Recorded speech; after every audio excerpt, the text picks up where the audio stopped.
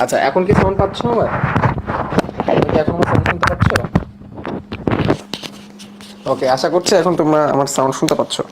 So আজকে আমরা college life নিয়ে কথাবার্তা বলবো, আমার কলেজ লাইফ নিয়ে কথাবার্তা বলবো, বায়োলজি নিয়ে কথাবার্তা বলবো, অ্যান্ড ওভারঅল সব কিছু নিয়ে আমাদের আসন্ন ভবিষ্যৎ সব কিছু নিয়ে আমরা তোমাদের সাথে গল্প করবো ইনশাল্লাহ।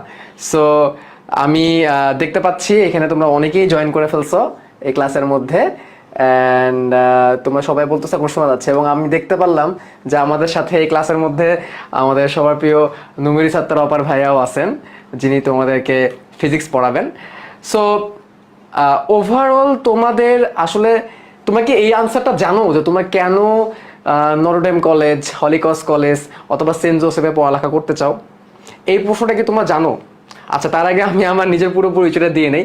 তোমরা এখানে আমাকে চেনো কে কে একটু দেখি তো। যারা যারা চেনো তারা কমেন্টে চিনি বা ইয়েস ভাইয়া লেখো একটু দেখি।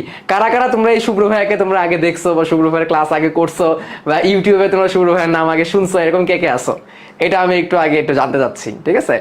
ওকে, সো অনেকে বলতে চেনা, তো যারা চেনো বা যারা চেনো তাদের উদ্দেশ্যে আমি আবার বলি, আমার পুরো নাম হচ্ছে শেখ হাসনাত জামান শুভ্র। তোমাদের জন্য হচ্ছে আমি শুভ্র ভাইয়া, অ্যান্ড আমি এখন পড়াশোনা করতেছি শহীদ সোহরাওয়ার্দী মেডিকেল কলেজের বিডিএস এ, অর্থাৎ ডেন্টিস্ট্রি নিয়ে পড়াশোনা করতেছি। ও আচ্ছা, পড়ার নাম শুনলে এটাও পড়ে যাচ্ছে, হোয়াটএভার। সো আমিও নটরডেম কলেজের স্টুডেন্ট ছিলাম। আমি ছিলাম নটরডেম কলেজ মাইমেনসিং, যেটা নটরডেম কলেজের একটা ব্রাঞ্চ আছে মাইমেনসিং এ। তোমরা সেই মাইমেনসিং ব্রাঞ্চের নাম হয়তো অনেকেই জানো, বিশেষ করে যারা এখানে মাইমেনসিং এর আসো তারা হয়তো বা এনডিসিএম এর নামটা শুনছো। নটরডেম কলেজ মাইমেনসিং, নটরডেম কলেজের আরেকটা ব্রাঞ্চ, অ্যান্ড দুটা ব্রাঞ্চই ইকুয়াল প্যাটার্নে চলে সবকিছু সেই প্রথম থেকে। সো আমি ছিলাম সেই এনডিসিএম এর প্রথম ব্যাচের স্টুডেন্ট, একদম প্রথম ব্যাচের স্টুডেন্ট ছিলাম আমি। সো আমার ছোটবেলা থেকেই স্বপ্ন ছিল, আমি যখন ক্লাস নাইন টেন না, ঠিক যখন ক্লাস আমি 8-এ পড়তাম তখন থেকে আমার ইচ্ছে ছিল যে আমি নটরডেম কলেজে পড়বো। কিন্তু আসলে পুরোপুরি ঢাকা নটরডেম কলেজে পড়ার সৌভাগ্যটা হয় নাই, বাট সেই সৌভাগ্যটা পূরণ হয়ে গেছে ইয়া থেকে মাইমিসিং এনডিসিতে পড়ার মাধ্যমে। সেই সৌভাগ্যটা আমার পূরণ হয়েছে, অ্যান্ড আমি বায়োলজি পড়াই, চেষ্টা করি আর কি পড়ানোর। তোমরা যে এসিএস এর নামটা জানো, যেটা কিনা এখন বাংলাদেশের সব থেকে বড় এবং খুব দ্রুত বিস্তৃত হওয়া এডটেক প্ল্যাটফর্ম বা online teaching platform, learning platform, যেটাই বলো না কেন, এসিএস, সেই এসিএস এর বায়োলজি টিচার হিসাবে আছি। অ্যান্ড আমার সাথে বায়োলজি হিসেবে আরো অনেকেই আছেন, যেমন তোমরা তোমাদের তোফায়েল ভাইয়ার নাম শুনছো, তোফায়েল ভাইয়া, ডাক্তার তোফায়েল ভাইয়া, তিনি আছেন বায়োলজি টিচার হিসাবে। তোমরা অর্পা আপুর নাম শুনছো, অর্পা আপু সে ঢাকা ঢাকা মেডিকেলে পড়ছে, সো অর্পা আপু আছে বায়োলজি টিচার হিসাবে। সো এরকম অনেকেই আছে, অ্যান্ড আমাদের ইনশাল্লাহ খুব সুন্দর একটা যাত্রা হবে। বাট তার আগে আমাদেরকে কি করতে হবে? সেরা কলেজ ক্র্যাক করতে হবে, তাই না? সো সেরা কলেজ ক্র্যাক করতে হবে, সেটার উদ্দেশ্যেই কিন্তু আমাদের এখানে আসা। সো এই যে সেরা কলেজ, কেন আমরা সেরা কলেজ বলতেছি, আমি পরে যাব, আমি তার আগে একটু তোমাদেরকে একটু কলেজ নিয়ে একটু আগে কথাবার্তা বলি, ঠিক আছে? এবং একটা কথা বলে রাখি, তোমাদের যে অর্পাপুর কথা বললাম, তোমাদের অর্পাপু কিন্তু হলিক্রসের স্টুডেন্ট ছিলেন। ওকে, তো কেন ভালো কলেজে পড়তে হয়? ভালো কলেজে না পড়লে কি আমার জীবন বৃথা? না, এটা কখনোই না। আমি মনে করি যে এইচএসসি টাইমে কলেজ খুব যে বেশি ভূমিকা পালন করে এমন না। এসএসসি লাইফে কলেজের ভূমিকাটা আসলে আমি বলবো 10%, আর 90%ই কিন্তু নিজের পড়াশোনা করতে হবে। কথাটা আমি কেন বলতেছি? কথাটা আমি এই কারণেই বলতেছি যে তোমাদের এই কথাটা গতদিন ওরিয়েন্টেশন আমি মনে হয় শুনেছিলাম, তোমাদের ইমন ভাইয়া বলেছিল যে তোমরা এখন যে বয়সে আছো সেই বয়সে যে কোনো একটা জিনিসকে যদি তোমরা খুব শক্তভাবে চাও, সেটাকে যদি না পাও তাহলে কিন্তু তখন মন খারাপ হয়ে যায়, তাই না? তখন কিন্তু মন খারাপ হয়ে যায়। সো এই জন্যই বলতেছি যে কেউ যদি এই সেরা কলেজ, যেটাকে আমরা বলছি 3টা সেরা কলেজ, এখানে চান্স না পাও, তার মানে এই না যে তুমি হেরে গেলা। হ্যাঁ, এর মানে কিন্তু জীবনে হেরে যাওয়া না, তোমাদের সামনে আরো অনেক কিছু করার সুযোগ আছে। এবং ভালো একটা কলেজে পড়তে পারলে যেটা হয় সেটা হচ্ছে যে একটা ভালো এনভায়রনমেন্ট পাওয়া যায়। যেমন নর্ডেম কলেজ, আমি যখন কলেজে গেলাম তখন যেটা হয়েছে যে প্রথম থেকেই একটা এনভায়রনমেন্ট তৈরি হয়ে গেছে যে মেডিকেলে চান্স পাইতে হবে, অথবা বুয়েটে চান্স পাইতে হবে, মেডিকেল চান্স পাইতে হবে অথবা ইঞ্জিনিয়ারিং এ চান্স পাইতে হবে। ভার্সিটির কথা খুব কম স্টুডেন্টই বলতো, ঢাকা ভার্সিটির কথা খুব কম স্টুডেন্টই বলতো। দুইটা গ্রুপ হয়ে যেত, একটা গ্রুপে একটা স্টুডেন্ট যারা ক্লাসের মধ্যে ম্যাথ আর ফিজিক্স খুব ভালো পারে, আরেকটা গ্রুপ যারা কিনা বায়োলজি খুব ভালো পারে। তারপরে বায়োলজি খুব ভালো পারে যারা, তারা হচ্ছে বেসিক্যালি মেডিকেল কম্পিট করবে, এবং যারা ম্যাথ ফিজিক্স ভালো পারে তারা বেসিক্যালি হচ্ছে ইঞ্জিনিয়ারিং কম্পিট করবে, এরকম। এবং প্রথম থেকে আমাদের মধ্যে না একটা আলাদা জোশ কাজ করতো যে হ্যাঁ করতে হবে। অ্যান্ড প্রতি সপ্তাহে তো কুইজ থাকতো। নর্ডেম কলেজের সব থেকে জোশ যে জিনিসটা, সেটা হচ্ছে এই কুইজ এক্সাম। তোমরা ভর্তি হওয়ার পরে তোমাদের যেটা হবে যে প্রথম দিকে 2 সপ্তাহ টানা ক্লাস হবে সম্ভবত, এখন জানি না কি নিয়ম। 2 সপ্তাহ টানা ক্লাস হবে, ক্লাস হওয়ার পর তোমাদেরকে বলবে এখন প্রতি সপ্তাহে 2 দিন করে কুইজ হবে। সো আমাদের সময় রবিবার আর বুধবার, if I not wrong, quiz exam হইতো। তো কুইজ এক্সাম ফার্স্ট আওয়ারে কুইজ এক্সাম হইতো, 30 মিনিটের একটা কুইজ এক্সাম হইতো। তো সেই কুইজ এক্সামে কি থাকতো, কুইজ এক্সামে 1 মাসে বা একটা পার্টিকুলার সিলেবাস দেওয়া থাকতো, 1 মাসে যা পড়ানো হয়েছে তার উপরে কুইজ, তার উপরে সৃজনশীল থাকতে পারে, এমসিকিউ থাকতে পারে, বা যে কোনো কিছু থাকতে পারে, ম্যাথ থাকতে পারে। কুইজ এক্সাম, এই কুইজ এক্সামের বেস্ট জিনিসটা কি জানো? কুইজ এক্সামের বেস্ট জিনিসটা হচ্ছে তুমি 1 মাসের যা পড়া সব ওই দিন বা কুইজের আগের দিন পড়ে ফেলতে পারবা। এবং আমরা তো বলতাম কুইজের আগের দিন বলতাম, ধরো শনিবার রাত আর মঙ্গলবার রাত, ইফ আই নট রং, যেহেতু রবিবার আর বুধবারে কুইজ হইতো, বুধবার ওর বৃহস্পতিবার, আমি ঠিক ভুলে গেছি, সপ্তাহে 2 দিন কুইজ হইতো। তো কুইজের আগের রাতে আমরা কি বলতাম, কুইজের আগে সারাত আমরা পড়তাম আর বলতাম অন নাইট ফাইট, রাতটা অনেক বড়, পড়ো, ঠিক আছে? অন নাইট ফাইট, রাতটা অনেক বড়, পড়ো, সারা রাত পড়তাম, পরে দেয়া যায় কুইজ দিতাম। তো এই কুইজগুলা যে এত কাজে দিছে, আমি মনে করি, আমার যেটা ধারণা, নর্ডেম বলো, এই কলেজের স্টুডেন্টরা ভালো রেজাল্ট কেন করে, ভবিষ্যতে ভালো জায়গায় চান্স কেন পায়, কারণ তারা এই যে কুইজ এক্সামটার জন্য হইলেও রেগুলার পড়া তারা রেগুলার শেষ করে। এই কুইজ এক্সামটার জন্য হলেও রেগুলার পড়া তারা রেগুলার শেষ করে, ঠিক আছে? এই জন্য আমি মনে করি এই যে একটা সুন্দর রুটিনে আসার জন্য হলো তোমার ভালো একটা কলেজে ভর্তি হওয়া উচিত। আর একটা মজার জিনিস বলি, প্রথম দিকে তো আমরা যে যার মতো বসছি, দ্বিতীয় দিন থেকেই কলেজের মেইন যে গেট, এটা ঢাকা নর্ডেম, ময়মনসিংহ নর্ডেম উভয় জায়গায় সেম নিয়ম। কলেজের মেন দরজার মধ্যে একটা সিট প্ল্যান বসাই দিছে। এটা কি বসাই দিছে? Seat plan. তো ওই সিট প্ল্যান অনুযায়ী আমাদেরকে বসতে হবে। এবং টিচার, আমাদের এক রুমে স্টুডেন্ট ছিল হচ্ছে 110 জন।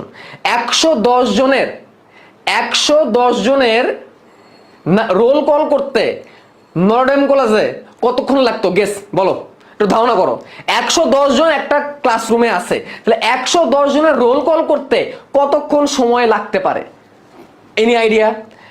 তো কেউ বলবা 5 মিনিট, কেউ বলবা 10 মিনিট, কারণ অনেক সময় লাগে 110টা রোল নাম্বার ডাকতে। 1 2 3 4 5 6, 110টা রোল কল করতে আমাদের লাগতো মাত্র 1 মিনিট। কেমনে? কারণ আমাদের সিটটা ফিক্সড করা থাকতো। টিচার খালি তাকায় দেখতো যে কোন সিটটা ফাঁকা, আর স্যারের সামনে সিট প্ল্যান আঁকানো, ওইখানে খালি ডট দিয়ে দিত, সে আজকের ক্লাসে অনুপস্থিত। এবং কি হইতো, প্রতি 2 সপ্তাহ অন্তর 2 সিট করে আগাইতো। প্রতি 2 সপ্তাহ অন্তর 2 সিট আগাইতো। তার মানে কি, এখন যে পিছনের সিটে বসে সে কি সারা জীবন পিছনের সিটে বসবে? না, 2 সপ্তাহ পর সে 2 সিট আগাবে, 2 সপ্তাহ পর আরো 2 সিট আগাবে, এভাবে করতে করতে সে এক সময় আবার সামনে আসবে, আবার পিছনে চলে যাবে, বাট ওই ফিক্স সিটেই বসতে হবে। তাহলে চিন্তা করো, কেন সেরা কলেজ ডাকতেছি আমাদের কলেজকে, বুঝতে পারছো? এই যে এত সুন্দর ডিসিপ্লিন এবং রোল নাম্বারের একটা মজার জিনিস আছে। তোমাদের একটা মজার জিনিস দেখাই, নর্ডেম কলেজের রোল নাম্বার। আমি কেন কথাগুলো বলতেছি শুরুতে, কারণ এই কথাগুলো তোমাদেরকে ইন্সপায়ার্ড করবে, এনডিসিতে পড়ার জন্য তোমাদেরকে ইন্সপায়ার্ড করবে। হ্যাঁ, একটা মজার জিনিস বলি, সেটা হচ্ছে রোল নাম্বার 11631010। এটা ছিল হচ্ছে আমার রোল নাম্বার, এটা ছিল আমার এনডিসি রোল নাম্বার 11631010। দেখো, আজ পর্যন্ত মনে আছে আমার আজ পর্যন্ত মনে আছে এই রোল নাম্বারটা, কারণ এটা একটা ইউনিক রোল নাম্বার।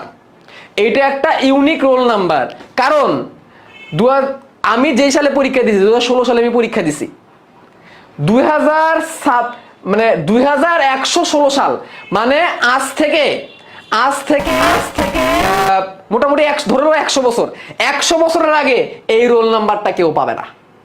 আজ থেকে 100 বছরের আগে এই রোল নাম্বারটা কেউ পাবে না, ঠিক আছে? পাবে না। এই যে একজন পণ্ডিত দেখতে পারতেছি, আবার বলতেছে ভাই ক্লাস করান।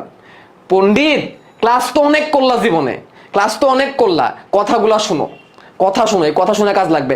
আমি যেগুলো পড়াবো এগুলো যে 100% আসবে এমন কোনো গ্যারেন্টি নাই, কারণ এটা নর্ডাম কলেজ, এটা হলি ক্রস কলেজ, 100% গ্যারেন্টি আসবে এমন না। আমি জাস্ট তোমাদেরকে ধারণা দিতে পারবো, আর কিছু না।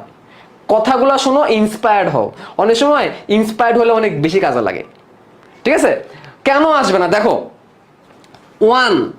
ওয়ানের মানে হচ্ছে সায়েন্স, ওয়ানের মানে হচ্ছে সায়েন্স। যত সায়েন্সের স্টুডেন্ট আছে তাদের রোল নাম্বার শুতে 1 ছিল, 1। তারপরে 16 মানে হচ্ছে 2016 সালে আমি ভর্তি পরীক্ষা দিব। 2016 সালে আমি কি দিব? ভর্তি পরীক্ষা, মানে ভর্তি পরীক্ষা না, বোর্ড পরীক্ষা দিব।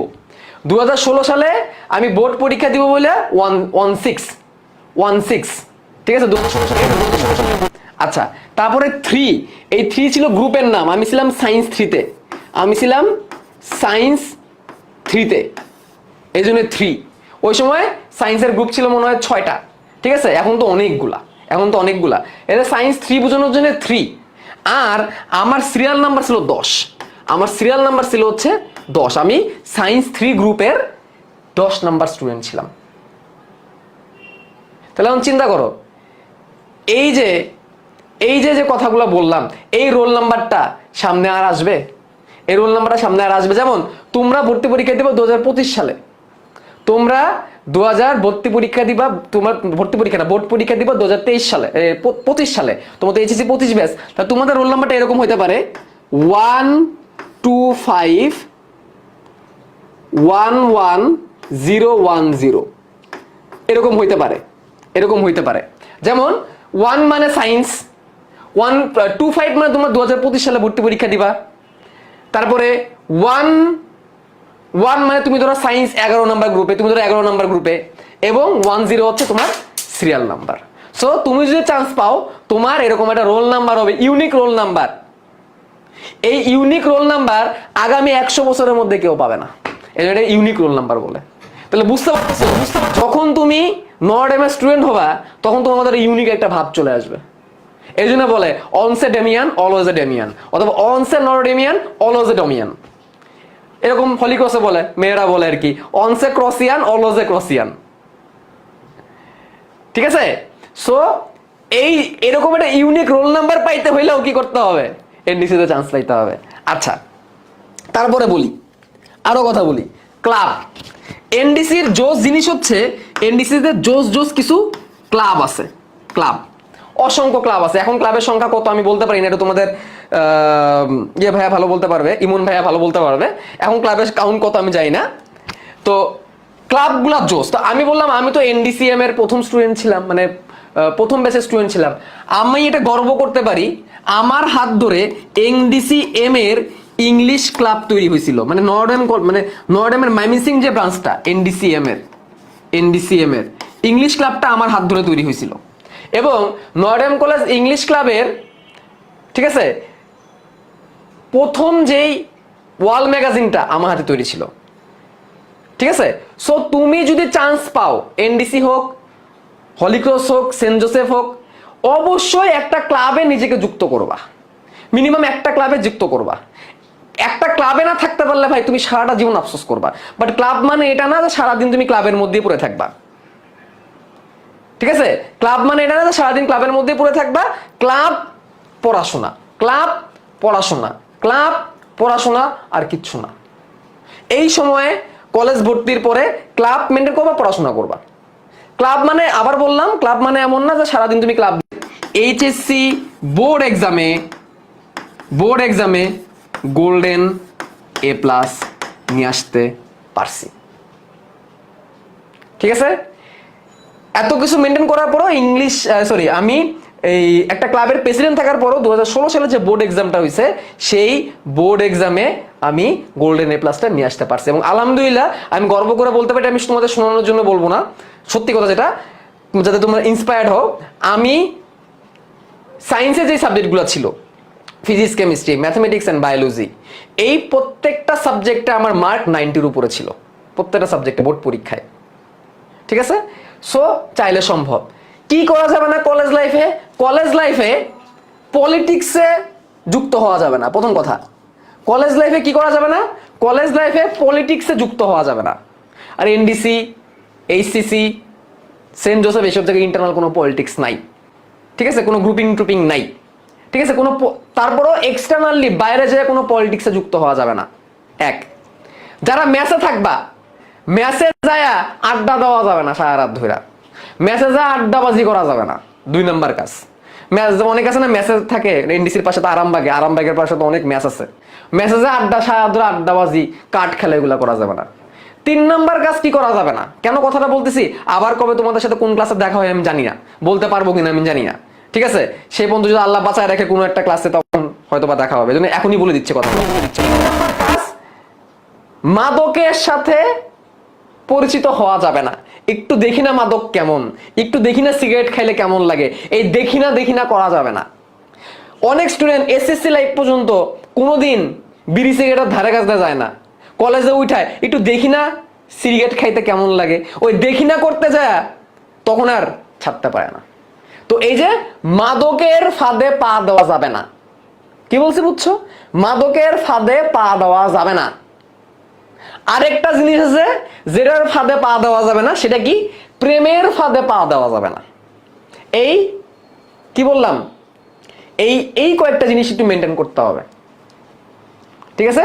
প্রেমের ফাঁদে পা দেওয়া যাবে না। ছেলে হোক মেয়ে হোক, উভয়ের জন্যই বলে দিলাম, কারো জন্যই না। না মানে না। ঠিক আছে? আমি যদি বলো ভাই তাহলে কি প্রেম করবো না জীবনে? না, ভার্সিটি লাইফে গেও না, ডাইরেক্ট বিয়ে করবা, শেষ। আর ভিতরে না যাই তো, যে 4টা জিনিস না করে দিলাম, এই 4টা জিনিস কোনোদিনই করবা না কলেজ লাইফে, তো একদমই না। ওকে, ঠিক আছে? কি বলছি? ডান। তো আশা করি তোমাদের এখান থেকে অনেকেই এনডিসিতে চান্স পেয়ে যাবা, হলিক্রসে চান্স পেয়ে যাবা, তারপরে সেন্ট জোসেফে চান্স পেয়ে যাবা। তোমাদের ইনশাল্লাহ সংবর্ধনা হবে, তোমাদেরকে দেখবো। ইনশাল্লাহ তোমরা কলেজের স্টুডেন্ট হবা, তখন তোমাদেরকে বায়োলজি পড়াবো। ওকে, তো এখন আসি স্কুল লাইফের বায়োলজিতে। তো আমার আজকে যে চ্যাপ্টারটা, আজকের চ্যাপ্টারের নাম হচ্ছে খাদ্য, পুষ্টি এবং পরিপাক। খাদ্য, পুষ্টি এবং পরিপাক, এই চ্যাপ্টারটা আমি সিলেক্ট করছি। তো আমি একটু উল্টা দিক থেকে যাব, আমি আগে পরিপাক থেকে যাব। কেন আমার কেন জানি মনে হয় এনডিসি যদি বায়োলজি কোশ্চেন কোনো একটা সেটের মধ্যে করে, তাহলে করলে এই পরিপাক অংশ থেকে করবে, কারণ এই পরিপাক অংশটা ভবিষ্যতে কলেজ লাইফে যে তোমার লাগবে। আমি আজকে ক্লাস বেশি দীর্ঘায়িত করবো না, আমি অত লম্বা ক্লাস নিব না। কতক্ষণ ক্লাস করতে চাও আমার? আমি 1 ঘন্টা কি 10 মিনিট তোমাদের ক্লাস করাবো, বেশি ক্লাস করাবো না, এত লম্বা ক্লাস করাবো না। ঠিক আছে? আমি অল্প কিছু কথা বলবো আজকে। সো আমার কেন জানি মনে হয় পরিপাক অংশটা তোমাদের জন্য বেশি গুরুত্বপূর্ণ। তাহলে পরিপাক পড়ার জন্য আগে তোমাদেরকে পরিপাক তন্ত্রটা চিন্তা হবে। তো আমি এখন যে জিনিসটা নিয়ে আসছি, এটা হচ্ছে, এটাকে বলা হয় মেডিকেলের ভাষায় বলা হয় ডামি মডেল। এই জিনিসগুলো দিয়ে শুধুমাত্র যারা কিনা মেডিকেলে পড়ে, মেডিকেলের স্টুডেন্টরা এই জিনিসগুলো দিয়ে পড়াশোনা করে। ঠিক আছে? মেডিকেল স্টুডেন্টরা এই জিনিসগুলো দিয়ে পড়াশোনা করে। তো সেটা আমি তোমাদেরকে দেখানোর জন্য নিয়ে আসছি, কারণ আমি কলেজের স্টুডেন্টগুলো পড়াই, তাদেরকে প্রাণী বিজ্ঞান যেগুলোর মাধ্যমেই পড়াই, 3D অ্যাপের মাধ্যমে পড়াই। সো আমি তোমাদেরকে ভাবলাম তোমরা এখন কলেজে উঠতেছো, তো তোমাদেরকে একটু ডিফারেন্ট জিনিস দেখাই, তাই না? একটু ডিফারেন্ট জিনিস দেখাই। ওকে, তো ডিফারেন্ট জিনিস দেখানোর জন্যই এটা নিয়ে আসা। এই যে আমরা যেটা দেখতে পারতেছি, এটা পুরোটা মানুষের হিউম্যান বডির বিভিন্ন অর্গান এখানে আছে, বিভিন্ন অর্গান এখানে আছে। তো একটা জিনিস খেয়াল করো, এই যে এই জায়গাটা হচ্ছে মুখ, এই জায়গাটা হচ্ছে মুখ, মাথা, এই যে আমরা ব্রেন দেখতে পারতেছি। তো আমরা পড়তে যাচ্ছি পরিপাক, পরিপাক তন্ত্র। পরিপাক তন্ত্র জিনিসটা আসলে কি? পরিপাক তন্ত্র জিনিসটা আসলে কি? যেই তন্ত্র মানে যে অঙ্গগুলা একসাথে মিলিত হয়ে পরিপাক কার্য সম্পাদন করে, তাদেরকে বলা হয় একসাথে মিলে পরিপাক তন্ত্র। পরিপাক মানে কি তাইলে? পরিপাক মানে হচ্ছে যে প্রক্রিয়ায় জটিল অশোষণযোগ্য খাবারকে ভেঙে, বিভিন্ন এনজাইম এবং হরমোনের সহায়তায় ভেঙে সরল এবং শোষণ উপযোগী খাদ্য সারে পরিণত করা যায় তাকে বলা হয় পরিপাক বা ডাইজেশন। পরিপাক বা ডাইজেশন। তার মানে তুমি এটা ধরো বার্গার খাইলা, বার্গার খাইতে কে কে পছন্দ করো? বার্গার আমার খুবই ফেভারিট। কারেন্ট চলে গেল রে, আচ্ছা সমস্যা নেই। তো বার্গার আমার খুবই ফেভারিট একটা খাবার। তো তোমরা বার্গার পছন্দ করো কে কে, আমি একটু দেখতে চাই। তো তুমি ধরো একটা বার্গার খাইলা, এখন আমার কথা হচ্ছে এই যে এত বড় বার্গারটা যে তুমি খাইলা, এই বার্গারের মধ্যে বিভিন্ন রকমের খাদ্য উপাদান আছে। যেমন কি শর্করা আছে, শর্করা মানে কি কার্বোহাইড্রেট। বার্গারের মধ্যে প্রোটিন আছে, আছে কি না? প্রোটিন আছে, কারণ বার্গারের ভিতরে তুমি কি দিতেছো? মাংস দিতেছো। প্রোটিনের সাথে সাথে ফ্যাটও আছে, কারণ মাংসের মধ্যে তো ফ্যাট থাকেই। যে কোনো খাবারের মধ্যে পানি থাকে, তাহলে পানিও আছে, খনিজ লবণও আছে, এবং অল্প পরিমাণ হয়তো একটু ভিটামিন টিটামিন হয়তো বা অল্প পরিমাণে তুমি হয়তো বা পাবা। তাহলে এইগুলো হচ্ছে একটা বার্গারের মধ্যে তুমি পাচ্ছ। মানে একটা খাবারের যে 6টা উপাদান, সেই 6টা উপাদান তুমি বার্গারের মধ্যে পাচ্ছ। এখন এত বড় একটা বার্গার, এই বার্গারটা আলটিমেটলি তোমার একটা কোষের মধ্যে ঢুকবে। কোষের কথা কেন আসলো? আমরা যে খাই, কেন খাই? আমরা কি পেট ভরার জন্য খাই না পুষ্টির জন্য খাই? বলো, আমরা কি পেট ভরানোর জন্য খাই না পুষ্টির জন্য খাই? বেশিরভাগই বলবে পেট ভরানোর জন্য খাই, এই জন্য খাওয়াটা কোনো কাজে লাগে না। আমরা বেসিক্যালি পুষ্টির জন্য খাই, এবং এই পুষ্টিগুলো আমাদের কোষের দরকার। কোথায় দরকার? কোষে দরকার। কোষ বাঁচলে মানুষ বাঁচবে, কোষ বাঁচলে মানুষ বাঁচবে। তাহলে পুষ্টি উপাদানগুলো কোষের মধ্যে পাঠাইতে হবে। কোথায় পাঠাইতে হবে? কোষের মধ্যে পাঠাইতে হবে। তো এই কোষের মধ্যে পাঠাইতে গেলে একটা কোষ মাইক্রোস্কোপ দিয়ে দেখা যায় না। এখন তুমি চিন্তা করো, একটা কোষের মধ্যে একটা বার্গার, এটা সম্ভব? কখনো কখনো সম্ভব না। তাহলে আমরা যে খাবার খাই সেই খাবারটা সরল না, অনেক জটিল, অনেক বড়, এবং এটা আমাদের কোষের জন্য শোষণ উপযোগী না। কোষের মধ্যে সব খাবার ঢুকবে না। তাহলে কি করতে হবে? এটাকে সরল বানাইতে হবে, কোষের জন্য শোষণ উপযোগী বানাইতে হবে। এটাই পরিপাক। তাহলে যে প্রক্রিয়ায় জটিল এবং অশোষণযোগ্য খাদ্যবস্তু বিভিন্ন হরমোন এবং এনজাইমের সহায়তায় ভাঙবে এবং এবং সরল এবং শোষণ উপযোগী খাদ্য সারে পরিণত হবে, তাকে বলা হবে পরিপাক। আর এই পরিপাক করার জন্যে যে তন্ত্র লাগে, এটাকে বলা হয় পরিপাক তন্ত্র। তাহলে পরিপাকের জন্য যে তন্ত্র, এটাকে বলা হয় পরিপাক তন্ত্র। পরিপাকের তন্ত্র, পরিপাক তন্ত্র। আচ্ছা, এখন এই পরিপাক তন্ত্রকে, এই পরিপাক তন্ত্রটাকে 2টা অংশে ভাগ করা যায়। কটা অংশে ভাগ করা যায়? 2টা অংশে ভাগ করা যায়। ঠিক আছে? পরিপাক নালী এবং পরিপাক গ্রন্থি। পরিপাক নালী এবং পরিপাক গ্রন্থি। পরিপাক নালী কি? এই যে আমাদের মুখছিদ্র, এই যে আমাদের মুখছিদ্র থেকে শুরু করে পায়ু পর্যন্ত, মুখছিদ্র থেকে শুরু করে মুখছিদ্র থেকে শুরু করে পায়ু পর্যন্ত বিস্তৃত লম্বা যে নালী, এইটাই হচ্ছে পরিপাক নালী। তাহলে কি বললাম? মুখছিদ্র থেকে শুরু করে পায়ু পর্যন্ত বিস্তৃত যে লম্বা নালী, তাকেই বলা হয় পরিপাক নালী। তাহলে পরিপাক নালীর দৈর্ঘ্য কত বলতে পারবা কেউ? কেউ কি বলতে পারবা এই পরিপাক নালীর দৈর্ঘ্য কত? Anyone? Can anyone tell me? এই পরিপাক নালী 8 থেকে 10 মিটার পর্যন্ত লম্বা হয়। এই পরিপাক নালী 8 থেকে 10 মিটার, মানে তোমার থেকে 10 থেকে 12 গুণ পর্যন্ত লম্বা হইতে পারে। 8 থেকে 10 মিটার, 9 থেকে 10 মিটার, মানে 8 থেকে 10 এর মাঝখানে লম্বা হয়, এত বড় হয়। ঠিক আছে? কারণ কি? এই পরিপাক নালীটা পেটের ভিতরে এরকম অনেক পেঁচানো, অনেক পেঁচানো। দেখছো কত পেঁচানো? এরকম পেঁচায় পেঁচায় পেঁচায় পেঁচায় পেঁচায় পেঁচায় পেঁচায় পেঁচায় থাকে। আচ্ছা, তাহলে একটা অংশ হলো পরিপাক নালী। আর কি আছে? পরিপাক গ্রন্থি। পরিপাক গ্রন্থি। এই পরিপাক গ্রন্থি এ কোন সি সিরিয়া হ্যাঁ ভাই? এ আবার কোন জিনিস ভাই? পরিপাক গ্রন্থি কি জিনিস? গ্রন্থি কি? গ্রন্থি হচ্ছে এমন কিছু রস যেগুলা আমাদের কোষ থেকে বা টিস্যু থেকে বের হয়। আমাদের কোষ বা টিস্যু থেকে নিঃসৃত রসকে, যে কোষকে বলা হয় গ্রন্থি। যেমন লালা গ্রন্থির নাম শুনছো? যে এই তোমরা ফুচকা খাইতে কে কে পছন্দ করো? ফুচকা, সুলতান ডায়েন্সের কাচ্চি, হাজির বিরিয়ানি, ম্যাকশেফের আচারি রাইস, হালিম, তেঁতুলের আচার, আরে কি মজা, তাই না? সো এই যে খাবারগুলা নাম শুনে জিভে কি জল চলে আসে না, রস চলে আসে না? হ্যাঁ, এই যে রস, লালা, লালা, এটাই তো লালা। এই যে লালাটা কোত্থেকে আসলো, কোন জায়গা থেকে আসলো লালা, কোত্থেকে আসলো লালা, কোথা থেকে এলো এরা? এরা আসছে গ্রন্থি থেকে, এরা আসছে গ্রন্থির রস থেকে, গ্রন্থি থেকে। তাহলে এই যে যে রসগুলা, এই রসগুলাই হচ্ছে যেখান থেকে আসে সেটা হচ্ছে গ্রন্থি। তো এই গ্রন্থিটা দুই রকমের হইতে পারে। একটা গ্রন্থি যেখান থেকে হরমোন আসতে পারে, এনজাইম আসতে পারে। এনজাইম আসলে বহিঃক্ষরা গ্রন্থি, হরমোন আসলে অন্তঃক্ষরা গ্রন্থি। গ্রন্থিকে ইংলিশে বলা হয় গ্ল্যান্ড। অন্তঃক্ষরা গ্রন্থিকে বলা হয় এন্ডোক্রাইন গ্ল্যান্ড, বহিঃক্ষরা গ্রন্থিকে বলা হয় এক্সোক্রাইন গ্ল্যান্ড। ঠিক আছে? আচ্ছা, তো এই যে আমি এখন দেখি একটু এই আচ্ছা ভালো কথা, গ্রন্থি আছে 5টা। পরিপাক তন্ত্রের গ্রন্থি কয়টা বলো? পরিপাক গ্রন্থি কয়টা? সবাই কমেন্টে বলো। পরিপাক গ্রন্থি কয়টা? পরিপাক গ্রন্থি কয়টা? 5টা। পরিপাক গ্রন্থি কয়টা? 5টা। পরিপাক গ্রন্থি কয়টা? 5টা। পরিপাক গ্রন্থি কয়টা? 5টা। টোটাল 5টা পরিপাক গ্রন্থি আছে। এর মধ্যে সবার প্রথমে যে পরিপাক গ্রন্থিটা, এটা হচ্ছে আমাদের মুখের মধ্যে লালা গ্রন্থি। আমাদের মুখে অবস্থান করা লালা গ্রন্থি। কোন গ্রন্থি? লালা গ্রন্থি। কি গ্রন্থি? লালা, যেখান থেকে আমাদের লালা আসে। ইংলিশে যাকে বলে স্যালাইভারি গ্ল্যান্ড। ইংলিশে কি বলে? Salivary gland. Salivary gland, saliva, saliva, saliva মানে লালা। একজন প্রশ্ন করছো, ভাইয়া মিউকাস কি? আমাদের লালা কি পিচ্ছিল না? এই লালাটা পিচ্ছিল হয় মিউকাসের কারণে। মিউকাস হচ্ছে পিচ্ছিল জাতীয় পদার্থ। যে জিনিসে মিউকাস থাকবে সেই জিনিসটা পিছলা পিছলা হবে।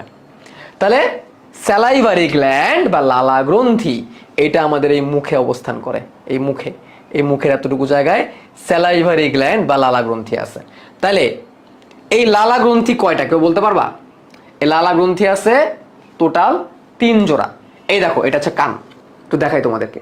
এটা হচ্ছে কান, দেখা যায়? এই যে কান, কানের ঠিক সাথে এই যে হলুদ হলুদ দেখতে পাচ্ছ, হলুদ হলুদ হলুদ হলুদ, এটাই হচ্ছে একটা লালা গ্রন্থি, যার নাম হচ্ছে প্যারোটিড গ্রন্থি। এটার নাম হচ্ছে প্যারোটিড। এই যে এই জায়গাটায় প্যারোটিড, এই জায়গাটা হচ্ছে প্যারোটিড, এবং এটা হচ্ছে প্যারোটিড নালী। এটা মুখে উন্মুক্ত হয় এই যে এইখানে, এই যে এই জায়গায়। এটাই হচ্ছে সব থেকে বড় লালা গ্রন্থি। এটা সব থেকে বড় লালা গ্রন্থি, যার নাম হচ্ছে প্যারোটিড গ্রন্থি। কি নাম? প্যারোটিড গ্রন্থি। কানের দুই পাশে, একটা এই পাশের কানে, একটা ওই পাশের কানে। তাহলে এটা হচ্ছে সব থেকে বড় লালা গ্রন্থি। নাম কি? প্যারোটিড গ্রন্থি। কি নাম? প্যারোটিড গ্রন্থি। মিউকাস আর মিউসিন একই জিনিস। তাহলে এই হচ্ছে প্যারোটিড গ্রন্থি। আচ্ছা, এবার আমরা এই যে চোয়াল, এই যে এটাকে বলা হয় চোয়াল, ম্যান্ডিবল। এই যে এটাকে বলা হয় চোয়াল, ম্যান্ডিবল। ম্যান্ডিবলের নাম শুনছো? হাড়। এই যে এই হাড়টা, এই হাড়টা, এই হাড়টার নাম হচ্ছে ম্যান্ডিবল। এই হাড়টার নাম কি? ম্যান্ডিবল। ম্যান্ডিবল চাপা, চাপা। ম্যান্ডিবলের নিচে সাবম্যান্ডিবুলার, সাবম্যান্ডিবুলার, সাবম্যান্ডিবুলার। ম্যান্ডিবলের নিচে কি? সাবম্যান্ডিবুলার। এগুলো সবই আছে স্লাইডে, স্লাইড দেখাবো তখন ক্লিয়ার হয়ে যাবে। আপাতত আমার কথা শুনো, আপাতত আমার পড়া শুনো, তারপর এটা পরে স্লাইড দেখলে সব ক্লিয়ার হয়ে যাবে, স্লাইড আছে। তো এই যে চাপার নিচে সাবম্যান্ডিবুলার গ্ল্যান্ড, এই পাশে একটা, এই পাশে একটা। এই যে এই দেখো, এই দেখো চাপার নিচে, চোয়ালের নিচে সাবম্যান্ডিবুলার। ঠিক আছে? এই যে সাবম্যান্ডিবুলার, সাবম্যান্ডিবুলার, ম্যান্ডিবুলার নিচে সাবম্যান্ডিবুলার, সাবম্যান্ডিবুলার। সাব মানে নিচে, ম্যান্ডিবুলার মানে ম্যান্ডিবল। তাহলে ম্যান্ডিবলের নিচে সাবম্যান্ডিবল। ঠিক আছে? সাবম্যান্ডিবুলার। এবং এই যে এটা হচ্ছে জিব্বা, এটা হচ্ছে জিব্বা। এই যে এটা হচ্ছে জিব্বা। জিব্বার নিচে এক জোড়া, এইদিকে এক জোড়া, এইদিকে এক জোড়া, মানে একটা একটা করে। জিব্বার নিচে দুই পাশে, জিব্বার নিচে দুই পাশে, জিব্বার নিচে দুই পাশে আছে হচ্ছে সাবলিঙ্গুয়াল। কি? সাবলিঙ্গুয়াল। এখন তোমাদের 9, 10 বইয়ের মধ্যে সাবম্যাক্সিলারি লেখা, এই সাবম্যান্ডিবুলারটা সাবম্যাক্সিলারি লেখা। এটা যে ভুল করছে, এটা আজ পর্যন্ত ঠিক করলো না। এই ভুলটা আজ পর্যন্ত ঠিক করলো না। ম্যাক্সিলা তো এটা রে ভাই, এটা তো এইখানে। তাহলে 3টা প্যারোটিড গ্রন্থি, সাবম্যান্ডিবুলার গ্রন্থি, সাবলিঙ্গুয়াল গ্রন্থি। প্যারোটিড গ্রন্থি, সাবম্যান্ডিবুলার গ্রন্থি, সাবলিঙ্গুয়াল গ্রন্থি। এই 3টা, এই 3 জোড়া লালা গ্রন্থি কোথায় আছে? মুখগহ্বরে আছে। কোথায় আছে? মুখগহ্বর। তাহলে শুরু করি আমরা। এই হচ্ছে মুখছিদ্র, ঠোঁটের ভিতর দিয়ে মুখছিদ্র, তারপরে মুখগহ্বর, তারপরে মুখগহ্বর, মুখগহ্বরের পরে গলা, মুখগহ্বরের পরে গলা, যেটাকে আমরা গলবিল বলি। তারপরে কি গলা, গলবিল, গলবিলের পরে আমরা পাবো কি গলবিলের যে এই জায়গাটা গলার ভিতরটা, এরপর আমরা কি পাবো অন্ননালী। তাহলে এটা আমরা সরাই দিই, হাট সরাই দিই, হাট সরাই দিই। এটা হচ্ছে শ্বাসনালী, শ্বাসনালী সরাই দিই, শ্বাসনালী আমার দরকার নেই। এটা হচ্ছে শ্বাসনালী, শ্বাসনালী সরাই দিলাম। শ্বাসনালী সরাই দিলে এই যে যেটা দেখতে পারতেছি আমরা, ঠিক আছে, এই যেটা দেখতে পারতেছি, এই যে একটা নালীর মতো, এটা হচ্ছে অন্ননালী। এই যেটা দেখতে পারতেছি এটা হচ্ছে আমাদের অন্ননালী। কলমটা কোথায়? এই যে এই যেটা দেখতে পারতেছি এটা হচ্ছে অন্ননালী, এটা হচ্ছে অন্ননালী। অন্ননালী খাবারটাকে নিয়ে যায়। পাশে যেটা লাল দেখতে পারতেছি এটা হচ্ছে ডিসেন্ডিং আওয়াটা বলে, এটা হার্ট থেকে বের হয় একটা নালী, ঠিক আছে, বুঝলাম। তাইলে এখানে গলা আছে, গলাটা বাইর করতে পারতেছি না, গলাটা ভাঙা যাবে না। তাহলে কি বললাম, মুখছিদ্র, মুখগহ্বর, তারপরে এখানে আছে গলবিল, দেখাইতে পারতেছি না খুইলা, তারপরে এই হচ্ছে অন্ননালী, এই হচ্ছে অন্ননালী। এইখানে আবার দাঁত আছে, দাঁতের কাহিনীতে পরে আসবো, দাঁতের কাহিনীতে পরে আসবো, ঠিক আছে। তাহলে এই হচ্ছে অন্ননালী গেল। এখন জিনিস খেয়াল করো, এইখানে একটা পর্দার মতো দেখতেছো, পর্দা, একটা পর্দার মতো, যেখানে আগে হাট লাগানো ছিল এটা খুলে ফেলছি। এখানে হাট ছিল, হাট বসানো ছিল এই জায়গাটায়, এটা হাট বসানো ছিল। আর দুই দিকে লাংস, ফুসফুস, এই দুটো ফুসফুস দেখছো, দুই হাটের মাঝখানে ফুসফুস। ফুসফুস কিন্তু দুই হাটের মাঝখানে থাকে, বাম দিকে একটু বেশি কাত হয়ে থাকে। এটা হচ্ছে বাম দিক, আমার কলমটা যেদিকে হচ্ছে বাম দিক, বাম দিক, বাম দিকে একটু বেশি কাত হয়ে থাকে দুই ফুসফুসের মাঝখানে। তো হাট তো সরাই দিলাম, এই হাটটা চাইলে আবার খোলা যায়, তো হাট যেহেতু আমি পরাবো না, দরকার নেই, ঠিক আছে। তো এই যে পর্দাটা, এই পর্দার নাম কি, মধ্যচ্ছদা বা ডায়াফ্রাম, মধ্যচ্ছদা বা ডায়াফ্রাম, মধ্যচ্ছদা বা ডায়াফ্রাম, ডায়াফ্রাম নামক পর্দা। আলহামদুলিল্লাহ। এই ডায়াফ্রাম পর্দাটা কি করে, এই ডায়াফ্রাম পর্দাটা বক্ষ গহ্বর, বক্ষ গহ্বর এবং উদর গহ্বরকে পৃথক করে রাখে। তাহলে ডায়াফ্রামের উপরে যেটা আছে বক্ষ গহ্বর, ডায়াফ্রামের নিচে যেটা আছে উদর গহ্বর বা পেট, ঠিক আছে। তাহলে উপরেরটা মানে বুক, আর নিচেরটা কি ব্যাপার, এইসব ভূতের ফিল্ম না দেখলে হয় না, নিচেটা হচ্ছে পেট। তাহলে এই হচ্ছে ডায়াফ্রাম। তো ডায়াফ্রামটাকেও আমরা সরাই দিব, দরকার নেই। আচ্ছা, ডায়াফ্রামটাকে আমরা সরাই ফেললাম, পরে কাজে লাগবে ডায়াফ্রামটা। এরপরে দেখো যেটা দেখতে পাচ্ছি, এইটা হচ্ছে লিভার, এটা হচ্ছে লিভার, এটাই লিভার, এইটাই লিভার, যকৃৎ, লিভার বা যকৃৎ, লিভার বা যকৃৎ, এটার আরেকটা সুন্দর নাম আছে। আম্মুরা ছোটবেলায় বলতো, আমরা তো খুব বলতো, আমার কলিজারা ভাইজা খাই আছে রে, এই ছেলে আমার কলিজা ভাইজা খাই ফেলছে। কত অশান্তি করবি তুই আর, ঠিক আছে। তো কলিজা, এই সেই কলিজা। তাহলে কলিজা,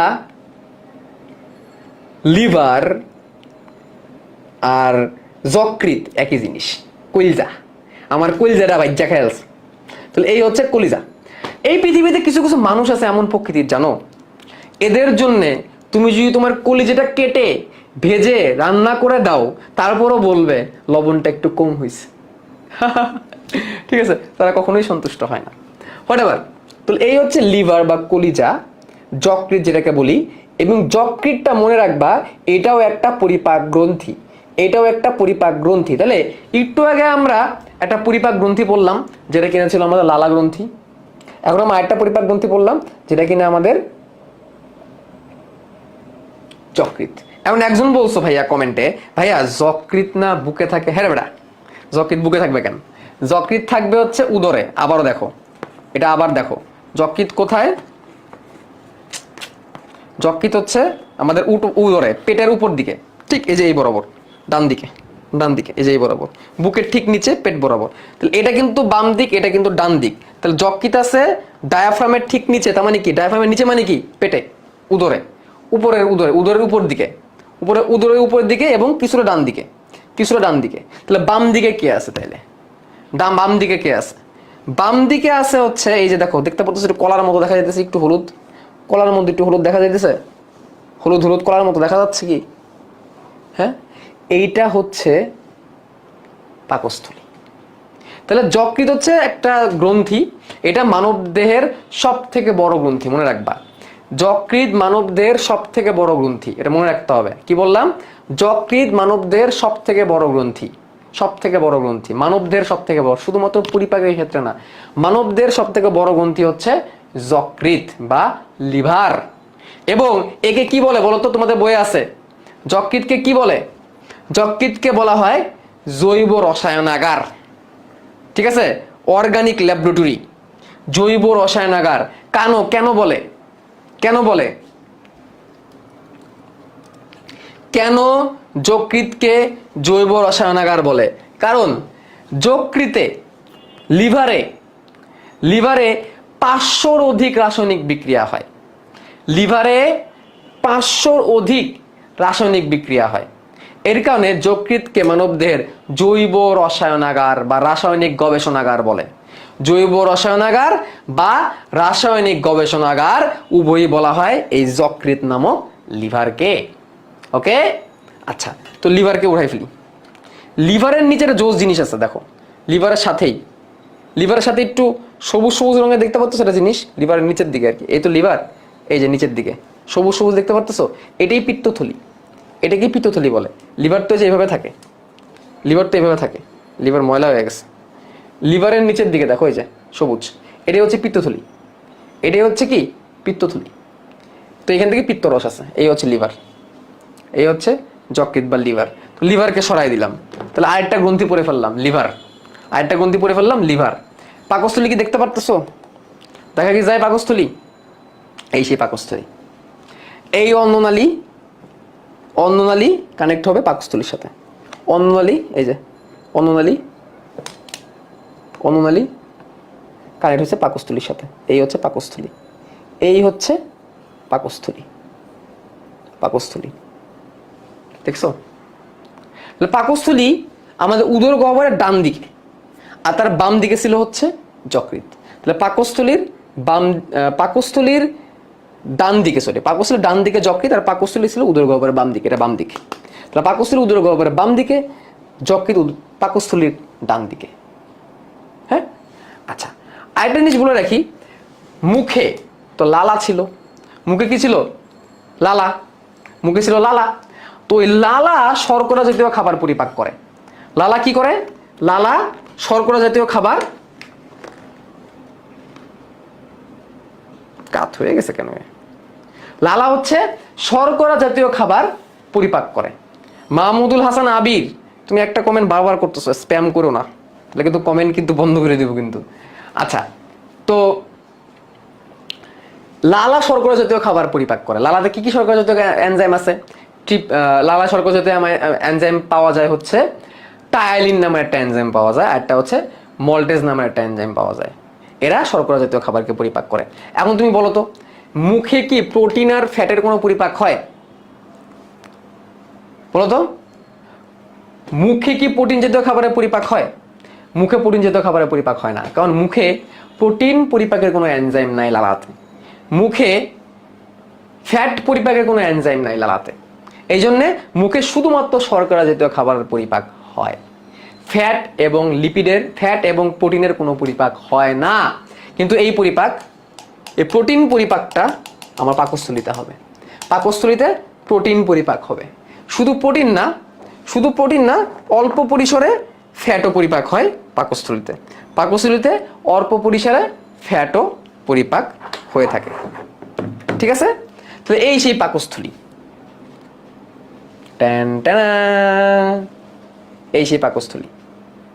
এই সেই পাকস্থলী দেখো এরকম থাকে। পাকস্থলীর চারিদিকে তো কত রক্তনালিকা, এই সেই পাকস্থলী। এবং এই পাকস্থলীটা পরিপাক নালী এবং পরিপাক গ্রন্থি উভয় হিসেবেই কাজ করে। এই পাকস্থলীটা পরিপাক নালী এবং পরিপাক গ্রন্থি উভয় হিসেবে কাজ করে। কেমন লাগতেছে তোমাদের ক্লাসটা? বলো, ক্লাস কি বিরক্ত লাগতেছে তোমাদের? ক্লাস করে কি খারাপ লাগতেছে কিনা বলো? ক্লাস করে কি খারাপ লাগতেছে? ভালো লাগতেছে? ভালো লাগলে তো আলহামদুলিল্লাহ। আমি বেশিক্ষণ ক্লাস দিব না, 1 ঘন্টা 10-15 মিনিট সর্বোচ্চ। ঠিক আছে? তাহলে এই হচ্ছে পাকস্থলী। এই পাকস্থলীতে যখন কোনো খাবার আসে,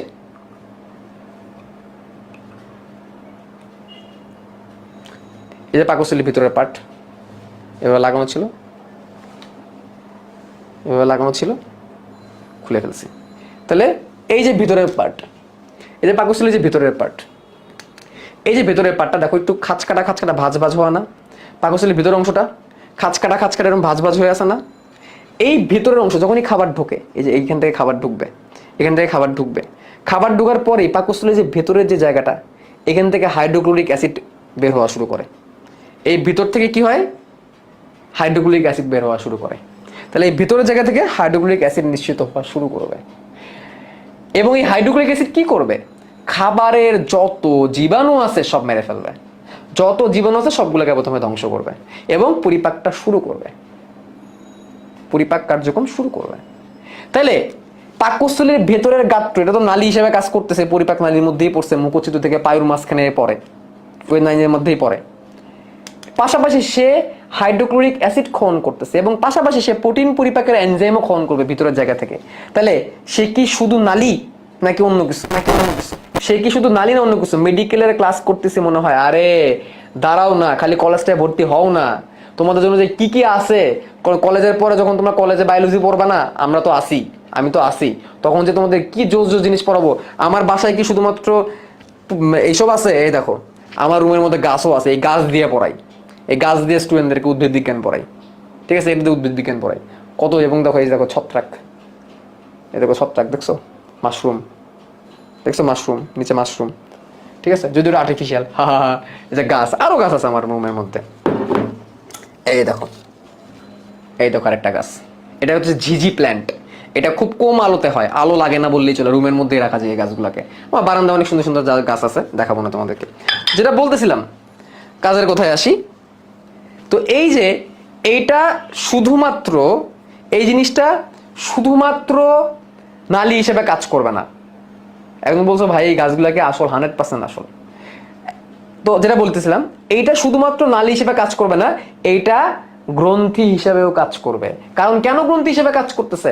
পাকস্থলী কেন গ্রন্থি হিসেবে কাজ করতেছে? কারণ কারণ এই পাকস্থলীর ভেতর থেকে এনজাইম এবং হরমোন ক্ষরণ হবে।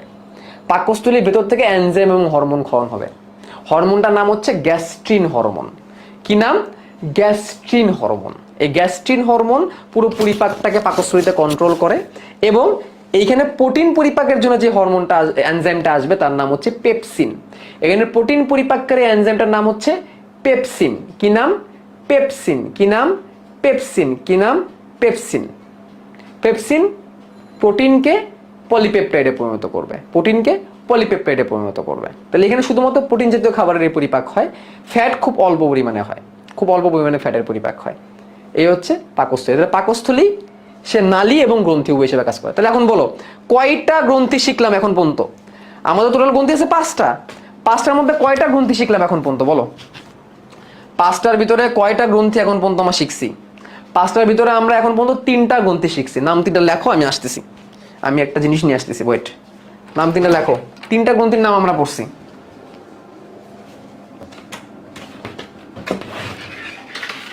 আমি আরেকটা মডেল নিয়ে আসতেছি।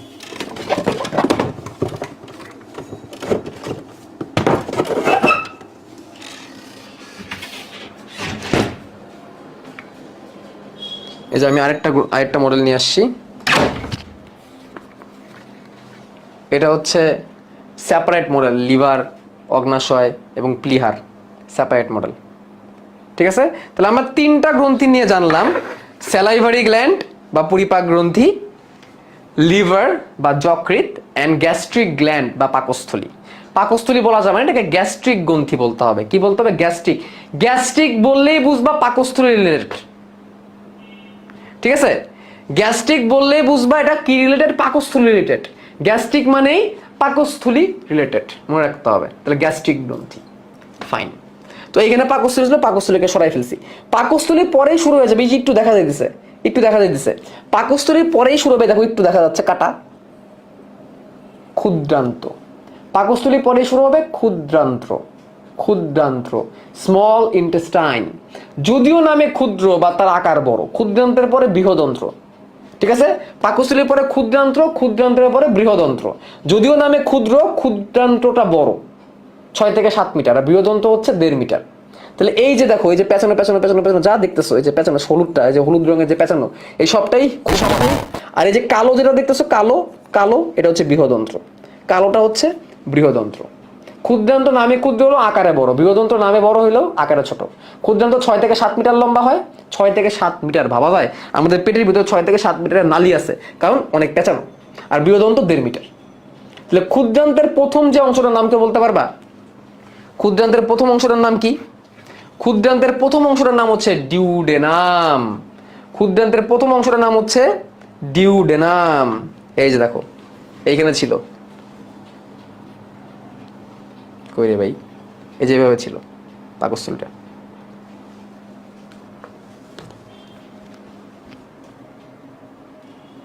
পাকস্থলীটা এই যে এইভাবে ছিল, এইভাবে, ঠিক আছে, এইভাবে ছিল পাকস্থলীটা।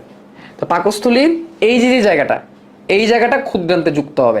ক্ষুদ্রান্তে কার সাথে যুক্ত হবে? ডিউডেনামের সাথে যুক্ত হবে। এখন দেখো এই মডেলটা দেখো, লুক এট দিস। এই যে মডেলটা, এই মডেলটা খেয়াল করো। এই যে লিভার বা যকৃৎ, যকৃৎটাকে সরাই দিই, লাগতেছে না আমার। যকৃৎ সরাই দিলাম, লিভার আমার লাগতেছে না। যকৃৎ সরাই দেওয়ার পরে দেখো, এই দেখো ইউ আকৃতির একটা নালী দেখতেছি না? এই যে ইউ আকৃতির একটা নালী, এটাই হচ্ছে ডিউডেনাম বা ক্ষুদ্রান্তের প্রথম অংশ। এটার উপরেই, এটার উপর দিকেই পাকস্থলী ছিল। এই যে এভাবে পাকস্থলী ছিল, এই যে এভাবে পাকস্থলী ছিল, খেয়াল করো। পাকস্থলী, ক্ষুদ্রান্তের ডিউডেনাম। তো ডিউডেনামের আকৃতি ইউ এর মতো। ডিউডেনামের আকৃতি ইউ এর মতো। এই যে ইউ, এই যে এইটুকু। ডিউডেনাম ছোট। ডিউডেনামের পরে জেজুনাম, তারপর ইলিয়াম। ডিউডেনাম, জেজুনাম, ইলিয়াম হচ্ছে ক্ষুদ্রান্ত। ডিউডেনাম, জেজুনাম, ইলিয়াম হচ্ছে ক্ষুদ্রান্ত। তো এই হচ্ছে ডিউডেনাম। এবং দেখো এই যে সাদা দেখতে পাচ্ছ, সাদা সাদা যে অঙ্গটা, এটাই হচ্ছে অগ্নাশয়। এটাই তুমি অনেকে জিজ্ঞেস করতেছিলে, ভাই অগ্নাশয় কই? আপনার মডেলে অগ্নাশয় নাই। এই হচ্ছে অগ্নাশয়। এই সাদা যেটা দেখতে পাচ্ছ, এটাই হচ্ছে অগ্নাশয়। সাদা যেটা দেখতেছো, এটা হচ্ছে অগ্নাশয়। অগ্নাশয় মাথায় যেটা, এটা হচ্ছে প্লীহা। প্লীহা সম্পর্কে তোমরা হয়তো বা পড়ো নাই, ইন্টারে যেয়ে পড়বা। অনেকেই প্লীহা চেনে না। ইন্টারে স্টুডেন্ট পড়াইতে চায়, কলেজের স্টুডেন্ট পড়াইতে প্লীহা নামটা বললে আমি বিপদে পড়ে যাই, প্লীহা চেনে না। তো তোমরা এখনই প্লীহা চিনে গেলা, তো তোমরা যখন কলেজে উঠে পড়বা, তখন আর তোমাদের প্লীহা চিনতে কষ্ট হবে না। এই হচ্ছে প্লীহা। যাই হোক, এই হচ্ছে অগ্নাশয়। অগ্নাশয় তাহলে কোন জায়গা থেকে বেরোইছে বলো? অগ্নাশয়টা তাহলে কোন জায়গা থেকে বেরোইছে? অগ্নাশয় বেরোইছে ডিউডেনামের কোল থেকে বা ডিউডেনামের বাক থেকে। ডিউডেনামটা দেখতে ইউ এর মতো, দেখো ইউ এর মতো। ইউ এর মতো না ডিউডেনামটা দেখতে? দেখো তো, ইউ এর মতো। ডিউডেনামটা দেখতে কিসের মতো? ইউ এর মতো। এই যে ইউ এর মতো ডিউডেনামটা, যে এখানে পাকস্থলী লাগানো ছিল, এখানে পাকস্থলী লাগানো ছিল, আর এই হচ্ছে ডিউডেনাম। তো এই ডিউডেনামের কোল থেকে বা ডিউডেনামের বাক থেকে কে আসছে? অগ্নাশয় বা প্যানক্রিয়াস। অগ্নাশয় বা প্যানক্রিয়াস। অগ্নাশয় বা প্যানক্রিয়াস। অগ্নাশয় বা প্যানক্রিয়াস। এই দেখো, এই যে প্লীহা, এই যে অগ্নাশয় দেখতে পারতেছো সাদা? দেখতে পারতেছো সাদা? এই যে সাদা, এই যে অগ্নাশয়, এই যে প্লীহা। এই যে অগ্নাশয়, এই যে প্লীহা। অগ্নাশয়টা পাকস্থলী কেমন ঢেকেছিল, ঠিক আছে? তো এই অগ্নাশয়, অগ্নাশয় হচ্ছে আরেকটা গ্রন্থি, আরেকটা পরিপাক। অগ্নাশয় কি? আরেকটা পরিপাক গ্রন্থি। এবং এটাকে মিশ্র গ্রন্থি বলা হয়। এটাকে মিশ্র গ্রন্থি বলা হয়। কেন মিশ্র গ্রন্থি বলা হয়? অগ্নাশয়কে কেন মিশ্র গ্রন্থি বলে, এটাও তোমার নর্ডাম কলেজে আসতে পারে। নর্ডাম কলেজে এই প্রশ্নটাও আসতে পারে, অগ্নাশয়কে কেন মিশ্র গ্রন্থি বলা হয়? কারণ অগ্নাশয় একাধারে অন্তঃক্ষরা এবং বহিঃক্ষরা উভয় হিসেবে কাজ করতে পারে।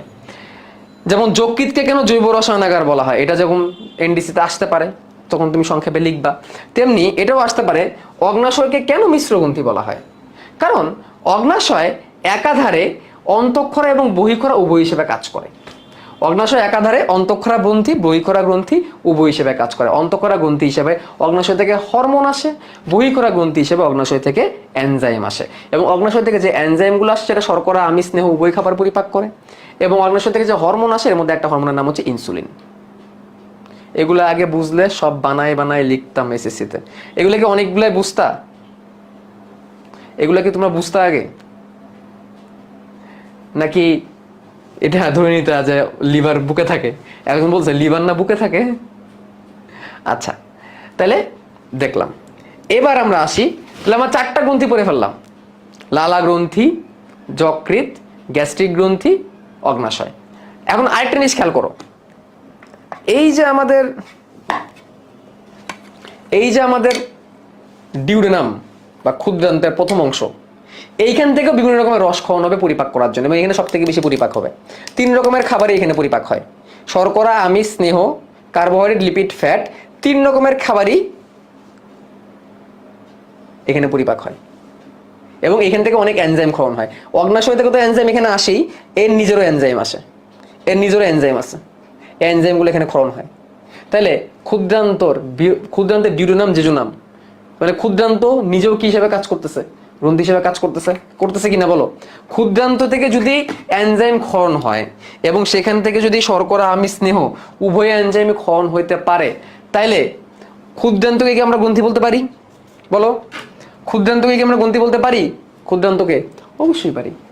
এবং ক্ষুদ্রান্তকে বলা হয় আন্ত্রিক গ্রন্থি। ক্ষুদ্রান্তকে কি বলা হয়? আন্ত্রিক গ্রন্থি, ইন্টেস্টাইনাল গ্ল্যান্ড। এত ছোট নালীতে কেমনে কি? জি হাই, কেমনে কিনা, এটাই আল্লাহর সৃষ্টি, মহান আল্লাহ তাআলা এইভাবেই সৃষ্টি করছে, সুবহানাল্লাহ। তাহলে এই হচ্ছে ক্ষুদ্রান্ত। ক্ষুদ্রান্তের প্রথমটা হচ্ছে ডিউডেনাম, অনেক ছোট। তারপরে হচ্ছে জেজুনাম, এই যে এই পার্টটুকু হচ্ছে জেজুনাম, আর তারপর হচ্ছে ইলিয়াম। তাহলে duodenum jejunum Ilium, duodenum jejunum Ilium, duodenum jejunum Ilium. ঠিক আছে, এখানে ডিউডেনাম জেজুনাম ইলিয়াম তিনটাই আছে। এরপরে আছে সিকাম, এই জায়গাটা হচ্ছে সিকাম। আচ্ছা আমি এটা খুলে দিই, কি পড়ে গেল। এই হচ্ছে পুরো ক্ষুদ্রান্ত, এই হচ্ছে পুরো ক্ষুদ্রান্ত, ডিউডেনাম জেজুনাম ইলিয়াম পুরোটা এখানে আছে। ঠিক আছে, খুলে ফেললাম। তো এইখান থেকে জিনিসটা খুলে পড়ে গেছে,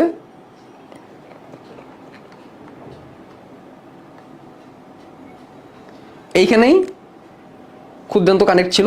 এই জায়গাটা হচ্ছে সিকাম, এই জায়গাটা হচ্ছে সিকাম, এই যে জায়গাটা সিকাম, ছোট সিকামটা ছোট, যে এইটুকু, এই যে সিকাম, সিকাম, সিকাম, সিকাম আর ক্ষুদ্রান্ত লাগানো থাকে। সিকামের গোড়ায় যে এরকম একটা জিনিস দেখতেছো, একটা ছোট্ট একটা অংশ সিকামের মাথায়, এই ছোট্ট একটা অংশ দেখতেছো, এই যে এটার নামই হচ্ছে অ্যাপেন্ডিক্স। ঠিক আছে, এটার নাম কি? অ্যাপেন্ডিক্স।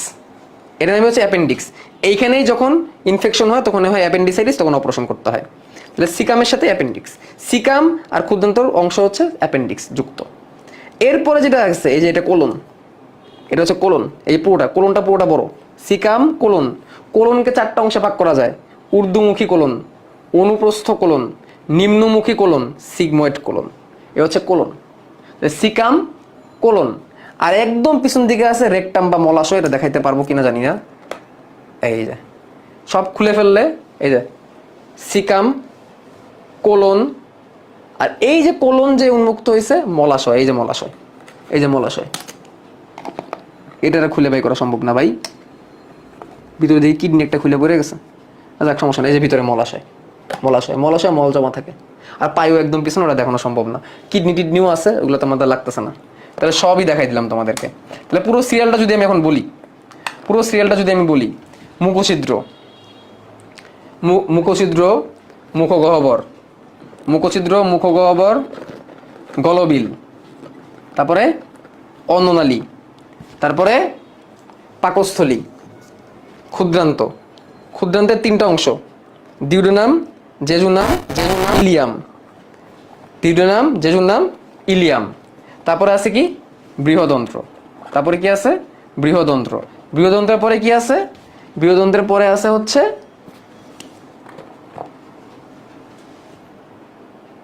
মলাশয়, আর মলাশয়ের পরে আছে পায়ু। পায়ুতেই সব সমাপ্ত। এই হচ্ছে আমাদের পুরো পরিপাকতন্ত্রের, পরিপাক নালীর গঠন। এবং এর মধ্যে আমরা তিনটা পাইছি, এই পাঁচটা হচ্ছে গ্রন্থি পাইছি। গ্রন্থিগুলোর নাম কি কি? লালাগ্রন্থি, যকৃৎ, তারপরে গ্যাস্ট্রিক গ্রন্থি, আন্ত্রিক গ্রন্থি এবং অগ্নাশয়। এই হচ্ছে আমরা গ্রন্থিগুলো পাইছি। তো আমাদের মোটামুটি তো এই গ্রন্থিগুলো দেখলাম, কোথায় কি পরিপাক হয় সবই আমরা জানলাম। এখন বলো, এ টু জেড কি আমরা সবকিছু শিখে ফেলতে পারছি কিনা? আমরা কি পুরো পরিপাকতন্ত্র শিখতে পারছি কিনা? পুরোটাই দেখাই দিছি তোমাদেরকে, পুরো সবগুলো জিনিস দেখাই দিছি। এখন বলো পরিপাকতন্ত্র বুঝছো কিনা? এবং এইভাবে কে আজকে প্রথম শিখলা এইভাবে বলো তো, একদম ভিজুয়ালাইজ করে? এবং কে এখনো মনে করো বায়োলজি কঠিন? কে মনে করো যে এইভাবে যদি এসএসসিতে পড়তে পারতাম তাহলে মনে খুব ভালো হইতো? বলো, কে মনে করো এইভাবে যদি এসএসসিতে পড়তে পারতাম তাহলে ভালো হইতো? আচ্ছা, এসএসসিতে পড়তে পাইনি কোনো সমস্যা নাই, এইচএসসিতে তো আমরা আসি। এইচএসসিতে ইনশাল্লাহ আমরা পড়বো ভালো করে। এইচএসসিতে আমরা এভাবেই পড়বো। তাহলে এটাকে আমি সরাই দিই। এটা এখন আর লাগতেছে না, তুমি বাবা এখানে বসে থাকো, থ্যাংক ইউ ভেরি মাচ। এখন আমরা হচ্ছে ইয়েতে যাব, এই একটু হোয়াইট বোর্ডে যাবো। আমরা তো পরিপাকতন্ত্র বোর্ডে দেখে ফেললাম, তো দাঁত যদিও আমরা দেখি নাই, দাঁত নিয়ে আমি তোমাদের সাথে এমনি আলোচনা করবো। দাঁত নিয়ে একটু আলোচনা করা লাগবে, কোন প্রকার কত রকমের দাঁত আছে এগুলো নিয়ে একটু আলোচনা করতে হবে। তো কলেজ লাইফে আমি প্রাণীবিজ্ঞানকে এইভাবেই আমি পড়াইতে পছন্দ করি, এবং স্কুল লাইফেও যদি আমি পড়াইতাম তাহলে এইভাবে হতো, আমার ক্লাস শেষ হয় নাই বাবা, বাই বাই বইলো না, এখনই বাই বাই বইলে চলে যাও না, ঠিক আছে? তো আমি যে জিনিসগুলো দেখাইলাম, এই জিনিসগুলো দেখানোর কারণে আমাদের একটা জিনিস ক্লিয়ার হয়ে গেল যে কোন কোন জায়গা থেকে কি আছে, এটা আমরা একটু ভিজুয়ালাইজ করতে পারলাম। পরীক্ষায় আসবে কি না এখান থেকে এরকম শিওরিটি নাই, কারণ তোমরা এটা ভালো করে জানো নটরডেম হলি ক্রসের আসলে তেমনভাবে কোনো মানে ইয়ে নাই, যে সিলেবাস নাই যে এখান থেকে প্রশ্ন আসবে। নটরডেম হলি ক্রসের সেরকম কোনো সিলেবাস নাই যে কেউ বলতে পারবে যে এখান থেকেই প্রশ্ন। আমরা তোমাদেরকে গাইড করতে পারি যে ভাইয়া এইগুলো এগুলো এগুলো এগুলো এগুলো এগুলো এগুলো পড়ো, ঠিক আছে? আচ্ছা, এখন আমি তোমাদেরকে একটু আমার যে স্লাইডটা আছে স্লাইডটা একটু দেখাই।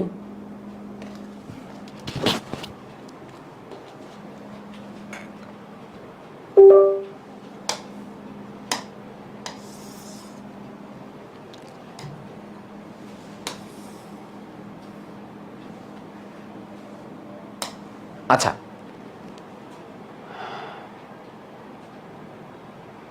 তো পরিপাক বলতে আমরা দুটো জিনিস বুঝি। একটা হচ্ছে যান্ত্রিক পরিপাক, আর একটা হচ্ছে রাসায়নিক পরিপাক। আচ্ছা, যান্ত্রিক পরিপাকটা কি? এই যে তোমার জিহ্বা, তারপর তোমার দাঁত দিয়ে তুমি যে চাবাবা, এইগুলো যান্ত্রিক পরিপাকের মধ্যে পড়বে। তারপর তুমি খাবারকে গিলবা, যান্ত্রিক পরিপাকের মধ্যে পড়বে। আর রাসায়নিক পরিপাক কোনটা? ওই যে বলছিলাম মনে আছে, বিভিন্ন রকমের খাবার পরিপাক হয় বিভিন্ন এনজাইম দ্বারা, এগুলো হচ্ছে কি রাসায়নিক পরিপাক। তাহলে যান্ত্রিক পরিপাক, রাসায়নিক পরিপাক। এটা স্মার্ট বোর্ড, ফার্স্টে আসলাম হোয়াইট বোর্ড। আচ্ছা আচ্ছা, ঠিক আছে, কোনো সমস্যা নাই। তাহলে যান্ত্রিক পরিপাক আর রাসায়নিক পরিপাক, ওকে। তারপরে আসো, এই যে পুরো সিরিয়ালটা, মুখছিদ্র, মুখগহ্বর, গলবিল, অন্ননালী, পাকস্থলী অংশ আছে, এগুলো আপাতত আমাদের প্রয়োজন নাই।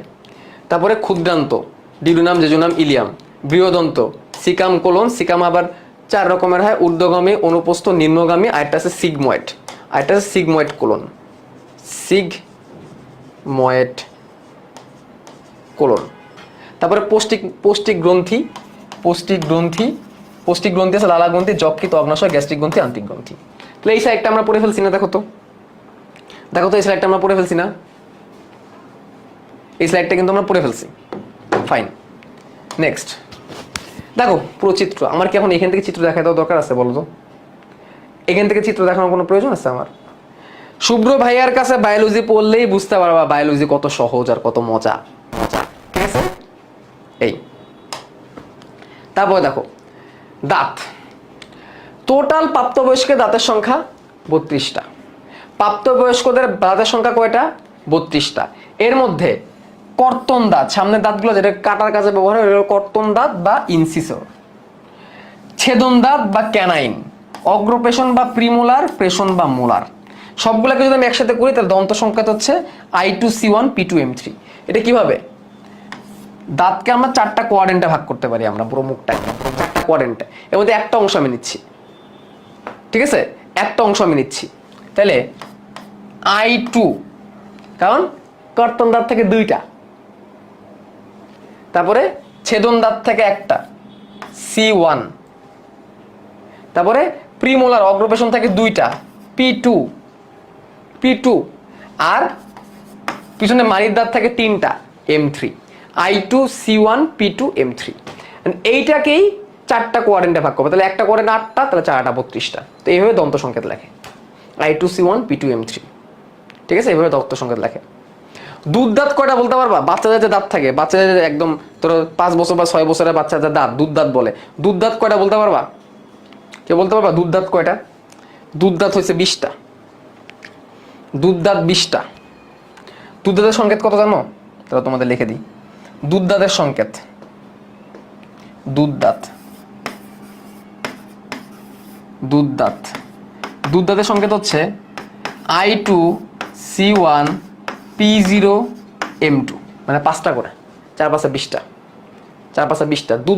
দুধ দাঁত মানে বাচ্চাদের 32টা দাঁত থাকে না, বাচ্চাদের দাঁত থাকে হচ্ছে 20টা, বাচ্চাদের দাঁত থাকে 20টা, প্রত্যেকটা কোয়াড্রেন্টে 5টা করে, 4 5 20টা। তো তাদের এই প্রিমোলার অগ্রপেশন থাকে না একটাও, অগ্রপেশন 0, প্রিমোলার 0, কোনো প্রিমোলার থাকে না, ঠিক আছে। আর মোলার থাকে 2টা, মোলার 3টা না, মোলার 2টা থাকে। 3 নাম্বার যে মোলারটা, এই যে সব কোনায়, প্রত্যেকটা কোনায় একটা করে, যে 3 নাম্বার যে মোলারটা, 3 নাম্বার যে মোলারটা, এই 3 নাম্বার মোলার দাঁতের একটা মজার নাম আছে, সে নাম কি জানো? আক্কেল দাঁত। প্রত্যেকটা কোনায় যে 3 নাম্বার মোলার দাঁত, এটাকে আক্কেল দাঁত বলে। এই দাঁতটা সবার নাও থাকতে পারে।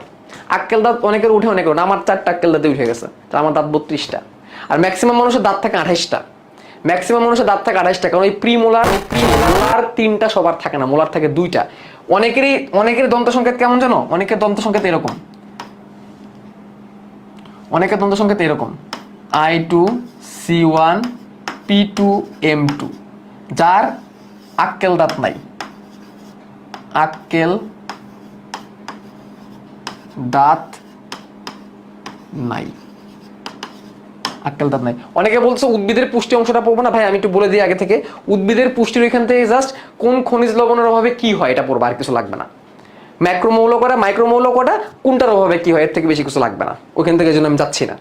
তো আক্কেল দাঁত, বুঝছো? আক্কেল দাঁত কার কার আছে তোমাদের? কার কার উঠছে আক্কেল দাঁত? আমার আক্কেল দাঁত উঠা শুরু করছিলাম যখন কলেজে উঠা শুরু করছি। আমি যখন কলেজের এসএসসি পরীক্ষা দিয়ে এরকম সময়, তোমাদের মতো এরকম সময়, তখন আমার আক্কেল দাঁত উঠা শুরু করছে, ঠিক আছে? তখন আমার আক্কেল দাঁত উঠা শুরু করছে।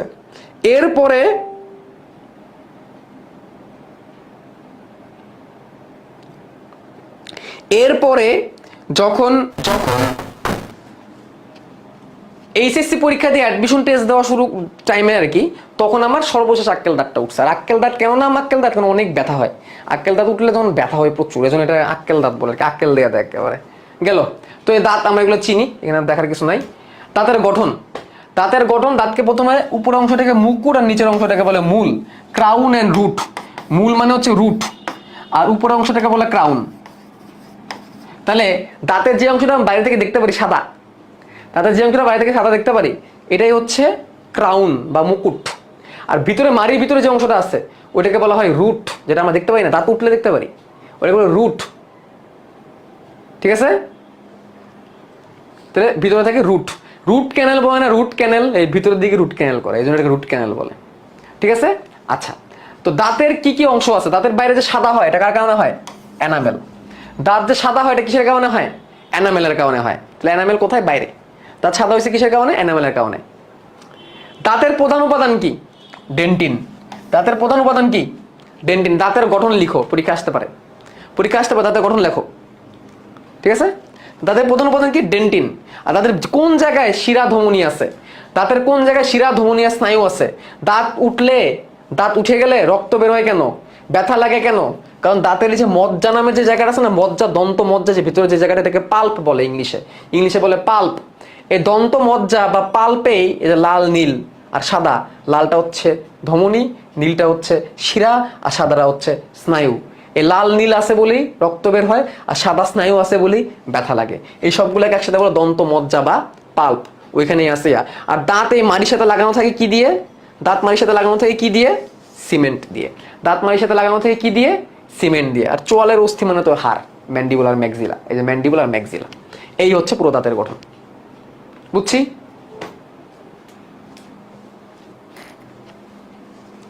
তাহলে দাঁত শিখে ফেললাম। তারপরে গ্রন্থি দেখো, প্যারোটিড, সাবলিঙ্গুয়াল, সাবম্যান্ডিবুলার, এটা সাবম্যান্ডিবুলার হবে। এখান থেকে টাইলিন নামের এনজাইম পাওয়া যায়। যকৃৎকে জৈব রসায়নাগার বলা হয়, পিত্তরস তৈরি করে, গ্লাইকোজেন সঞ্চয় করে। গ্লাইকোজেন কি? শরীরে যখন গ্লুকোজের পরিমাণ অনেক বেশি বেড়ে যায়, তখন ওই গ্লুকোজটাকে ইনসুলিন হরমোনের মাধ্যমে গ্লাইকোজেন আকারে আমাদের লিভার জমা রেখে দেয়, যাতে করে যখন আমরা খাবো না তখন এই গ্লাইকোজেনটা যাতে গ্লুকোজ সাপ্লাই দিতে পারে। ব্যাপারটা কেমন?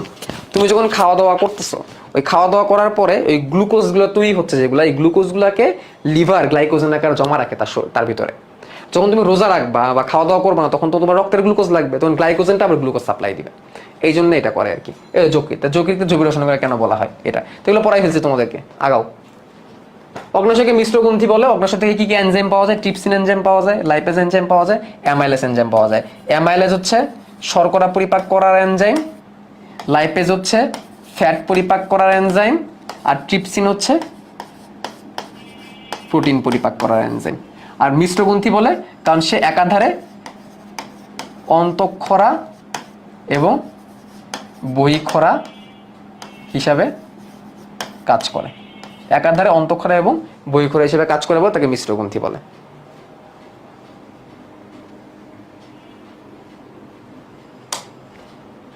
মুখে কি পরিপাক হয় দেখো, মুখে শ্বেতসার মানে শর্করা টায়ালিনের মাধ্যমে মল্টোজে পরিণত হয়। এই মল্টোজের উপরে আরেকটা এনজাইম কাজ করে যার নাম হচ্ছে মল্টেজ এবং পরিণত হয় গ্লুকোজে। কারণ যে কোনো শর্করা জাতীয় খাবার দিন শেষে কিসে পরিণত হবে? গ্লুকোজে পরিণত হবে। যে কোনো শর্করা জাতীয় খাবার দিন শেষে গ্লুকোজে পরিণত হবে।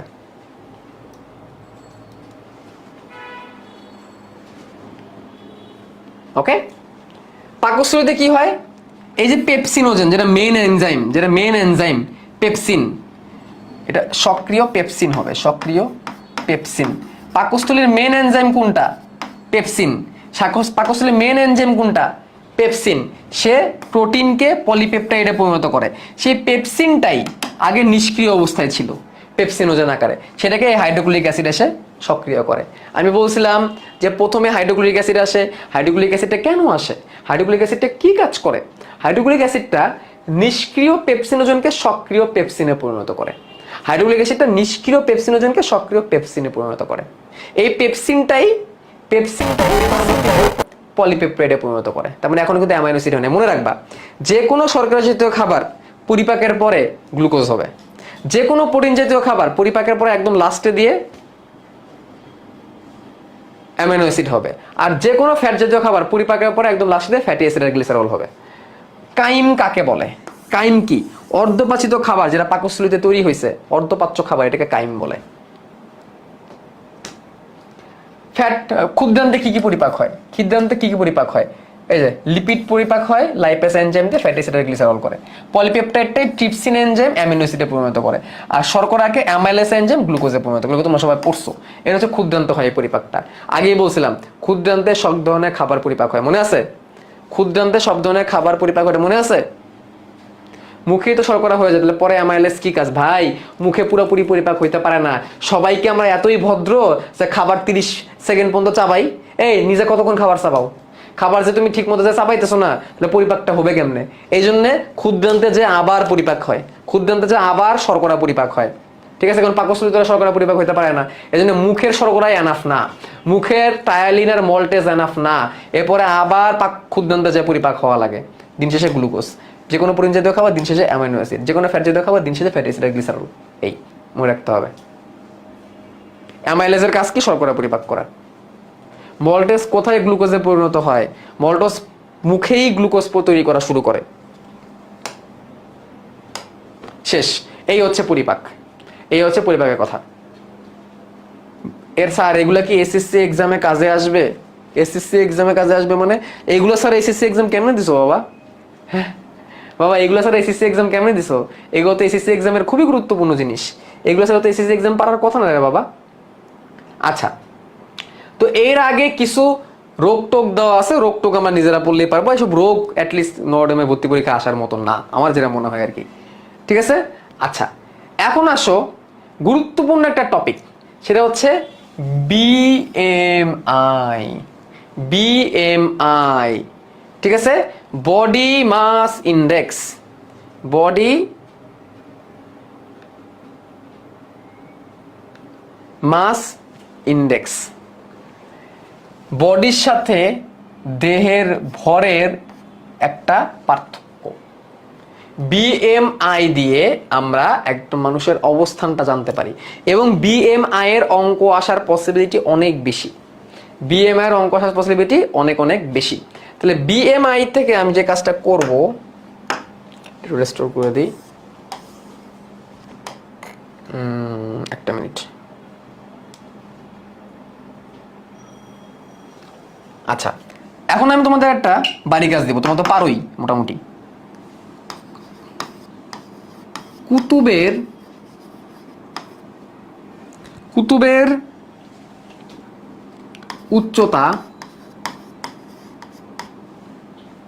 উচ্চতা 1.69 মিটার, তার ভর 78 কিলোগ্রাম, বয়স 55, না বেশি হয়ে গেছে, 25 বছর। কুতুবের BMI কত? BMR কত?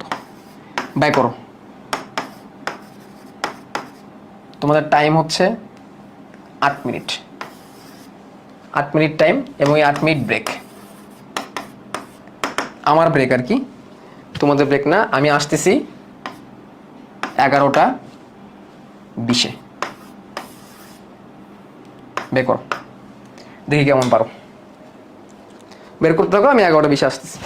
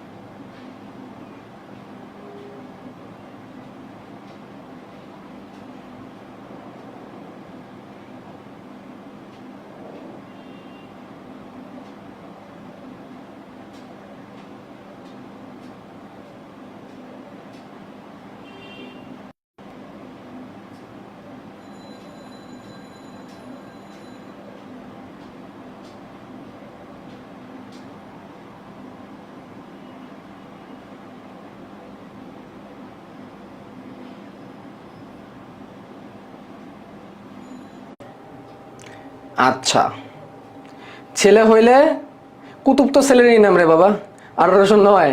আর মেয়ে হইলেও 590, কুতুব নামের মেয়ে, তাই না? ওকে, ভেরি গুড। তো এরকম টাইপের প্রশ্ন কিন্তু দিতে পারে। আমি বলছিলাম 21-এ আসবো, 21-এ আসছি। তো এরকম টাইপের প্রশ্ন কিন্তু দিতে পারে। সো যদি দিয়ে দেয় আমাদের জানতে হবে। এখন তোমরা বিএমআই বের করছো কত? 27.30। 27.30 তোমরা বিএমআই বের করছো। 27.30 যদি হয় তাহলে সে অতিরিক্ত ওজনে আছে। কোথায় আছে? অতিরিক্ত ওজন অবস্থায় আছে, এবং তাকে এখন ব্যায়াম করতে হবে। ঠিক আছে? তাহলে এই জিনিসগুলো কিন্তু আমাদের পরীক্ষা আসতে পারে। একটা পরিমাপ দিয়ে দিবে। আর বিএমআর এর ভাই প্লিজ এই দুইটা সূত্র অবশ্যই মুখস্থ করে যাবা। বিএমআর এর প্লিজ। আর তার অ্যাক্টিভিটি অনুযায়ী কত দিয়ে গুণ করতে হবে এটা তো আছেই। এখন ধরো তুমি যে বিএমআরটা বের করলা, এখন লাস্টে আমি বলে দিলাম যে কুতুব সাহেব সে কি করে, সে সপ্তাহে প্রচুর খেলাধুলা করে, সে প্রচুর পরিশ্রমী, এবং সে মোটামুটি প্রতিদিনই সে খেলাধুলা করে। তাহলে তার প্রতিদিনের ক্যালোরি চাহিদা কত, এটা যদি তোমাদেরকে বের করতে বলি তখন তুমি কত দিয়ে গুণ করবা? তার প্রতিদিনের ক্যালোরি চাহিদা কত দিয়ে গুণ করবা বলো? প্রতিদিনের ক্যালোরি চাহিদা কত জিজ্ঞাসা করলে কত দিয়ে গুণ করবা? কুইকলি বলো। কুতুব মেয়ে হয় কিভাবে, এটাই তো আমার কোশ্চেন। আমি তো দিয়ে গেলাম, তোমার তো মেয়ের হিসাবে আমার দেখাই দিছো। তাহলে এইটা দ্বিগুণ করবা, 1.725 দ্বিগুণ করবা। আর যদি এরকম আসে অত্যন্ত পরিশ্রমী, প্রচুর দৌড়ঝাঁপ করে, একেবারে মারাত্মক লেভেলের কাজ করে, তখন হচ্ছে 1.9 দিয়ে গুণ করবো। ঠিক আছে, এটা জানতে হবে আমাদের। ওকে, খাদ্যের কোন প্রকার খাবার থেকে কতটুকু ক্যালোরি পাওয়া যায়? কোন প্রকার খাবার থেকে কত ক্যালোরি পাওয়া যায় এটা জানতে হবে। ঠিক আছে, শর্করা থেকে 4 কিলো ক্যালোরি পাওয়া যায়, প্রোটিন থেকে 4 কিলো ক্যালোরি পাওয়া যায়, ফ্যাট থেকে একটু বেশি পাওয়া যায় 9 কিলো ক্যালোরি। ঠিক আছে, আচ্ছা এরপরে আমরা একদম শুরুতে চলে যাব। খাবারে চলে যাব, খাবার নিয়ে আলোচনা। আচ্ছা, খাদ্য কাকে বলে? পুষ্টি নিবারণ, ক্ষুধা নিবারণ এবং পুষ্টির জন্যে আমরা যা খাই তাই খাবার। আর সুষম খাদ্য কাকে বলে? যেই খাবার খেলে সব ধরনের খাদ্য উপাদান আমরা পাই তাকে বলা হয় সুষম খাদ্য। অ্যাটলিস্ট 6 রকমের খাদ্য উপাদান সমানভাবে পাইতে হবে আমাকে। ঠিক আছে, আচ্ছা খাবার আরেকটা উপাদান আছে র্যাফেস, তাই না? এটাও জানতে হবে। ওকে, তো উদ্ভিদের খাদ্য উপাদান ম্যাক্রোনিউট্রিয়েন্টস, মাইক্রোনিউট্রিয়েন্টস, এডুকেশন তোমাদের পড়তে বলছি, এবং তোমরা যেটা জানো এমজিকে ক্যাফে ফর নাইস চপস, এটা কি জানো তোমরা? ম্যাক্রোনিউট্রিয়েন্টস আর ম্যাক্রোনিউট্রিয়েন্টস গুলো মনে রাখার technique, MGK café for nice chops, এটা জানার কথা, তাই না? আচ্ছা, ম্যাক্রো মনে রাখবা, ম্যাক্রো মানে বেশি, মাইক্রো মানে কম, মানে মাইক্রো থেকে ম্যাক্রো বেশি। তো ম্যাক্রো উপাদানগুলো লাগে বেশি, তার মনে রাখার টেকনিক হচ্ছে এমজিকে ক্যাফে ফর নাইস চপস। তাহলে এই যে 16টা। তবে তোমরা যখন কলেজে উঠবা তখন তোমরা জানবা যে এই যে এফিটা আছে না, এফিটা আসলে ম্যাক্রোর মধ্যে পড়ে না। তোমরা যখন কলেজে উঠবে তখন জানবা, বুঝছো? কলেজে উঠলে দেখবা বলতেছে যে এই এফিটা কিসের মধ্যে পড়ে না, ম্যাক্রোর মধ্যে পড়ে না। ওকে, তারপরে প্রাণীর খাদ্য উপাদান বা পুষ্টি উপাদান। দেখো প্রোটিন আমাদের, এই যে এটা কিন্তু আসতে পারে পরীক্ষায়, কোন প্রকার খাবার কি কাজ করে, এরকম সহজ প্রশ্নই আসে, কিন্তু আমরা আনসার করে দিয়ে আসতে পারি না। ঠিক আছে, কোন প্রকার খাদ্য কি কাজ করে? প্রথমে আমি শর্করা দিয়ে শুরু করি। সকালবেলা ঘুম থেকে উঠে পরে শরীর কত টায়ার্ড লাগে না, যে আমার এখন টায়ার্ড লাগতেছে, সেই সন্ধ্যাবেলা আমি একটু হালকা নাস্তা করছিলাম, নুডলস খাইছিলাম, এরপরে এখন মধ্যে কিছুই খাইনি, শরীর ক্লান্ত। ভাত খাওয়ার পরে কেমনে যেন শরীরে এনার্জি চলে আসে না? কোথা থেকে যেটা এনার্জি চলে আসে, এনার্জিটা কোথা থেকে আসলো? ভাত থেকে। ভাত কি জাতীয় খাবার?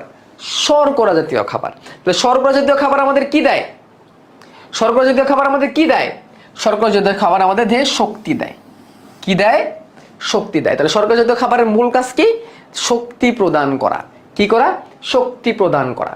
তেমনি ফ্যাট জাতীয় খাবারও শক্তি দেয়, পাশাপাশি তাপও দেয়। কারণ আমরা দেখছি 1 গ্রাম ফ্যাট থেকে 9 কিলো ক্যালোরি শক্তি আমরা পাইছি, রেদার দেন এদের থেকে আমরা পাইছি 4 কিলো ক্যালোরি।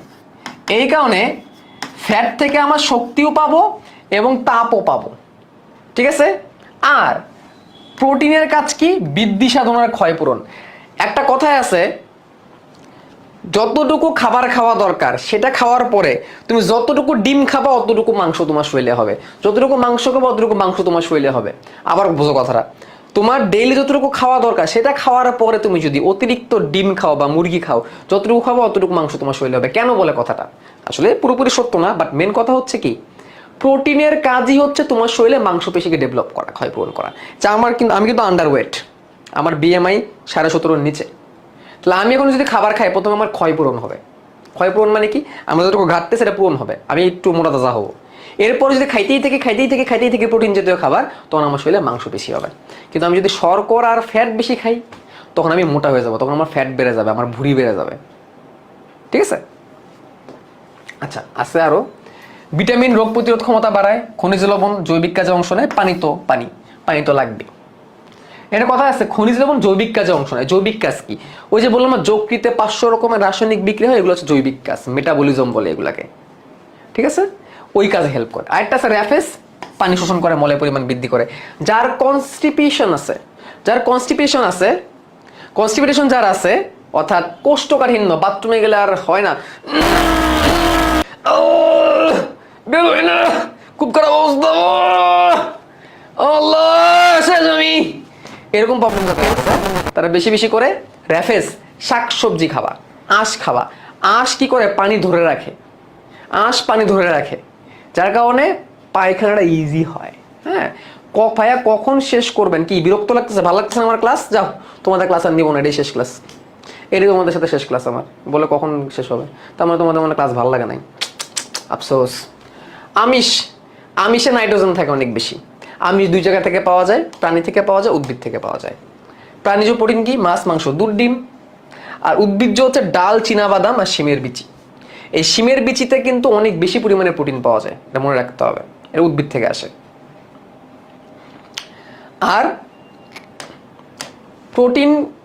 প্রোটিন কি করে? ওই তো বললাম, প্রোটিনের অভাবে কিন্তু অনেক রকমের রোগ হতে পারে। ঠিক আছে? প্রোটিনের অভাবে অনেক রকমের, কোন জায়গা থেকে কোন প্রোটিন পাওয়া যায় জানতে হবে। শর্করাটা বেশি ইম্পর্টেন্ট ভাই, শর্করাটা বেশি ইম্পর্টেন্ট। এই শর্করা নিয়ে আলাদা বিশাল আলোচনা আছে। এই প্রোটিন, কার্বোহাইড্রেট, প্রোটিন আর লিপিড, এই তিনটা জিনিস একটা চ্যাপ্টার তোমরা কলেজে পাবা। এই যে এখন যেগুলো দেখাইতেছি না, প্রোটিন, ফ্যাট আর কার্বোহাইড্রেট বা শর্করা, এইগুলো নিয়ে আলাদা চ্যাপ্টারই আছে তোমাদের, কোষ রসায়ন।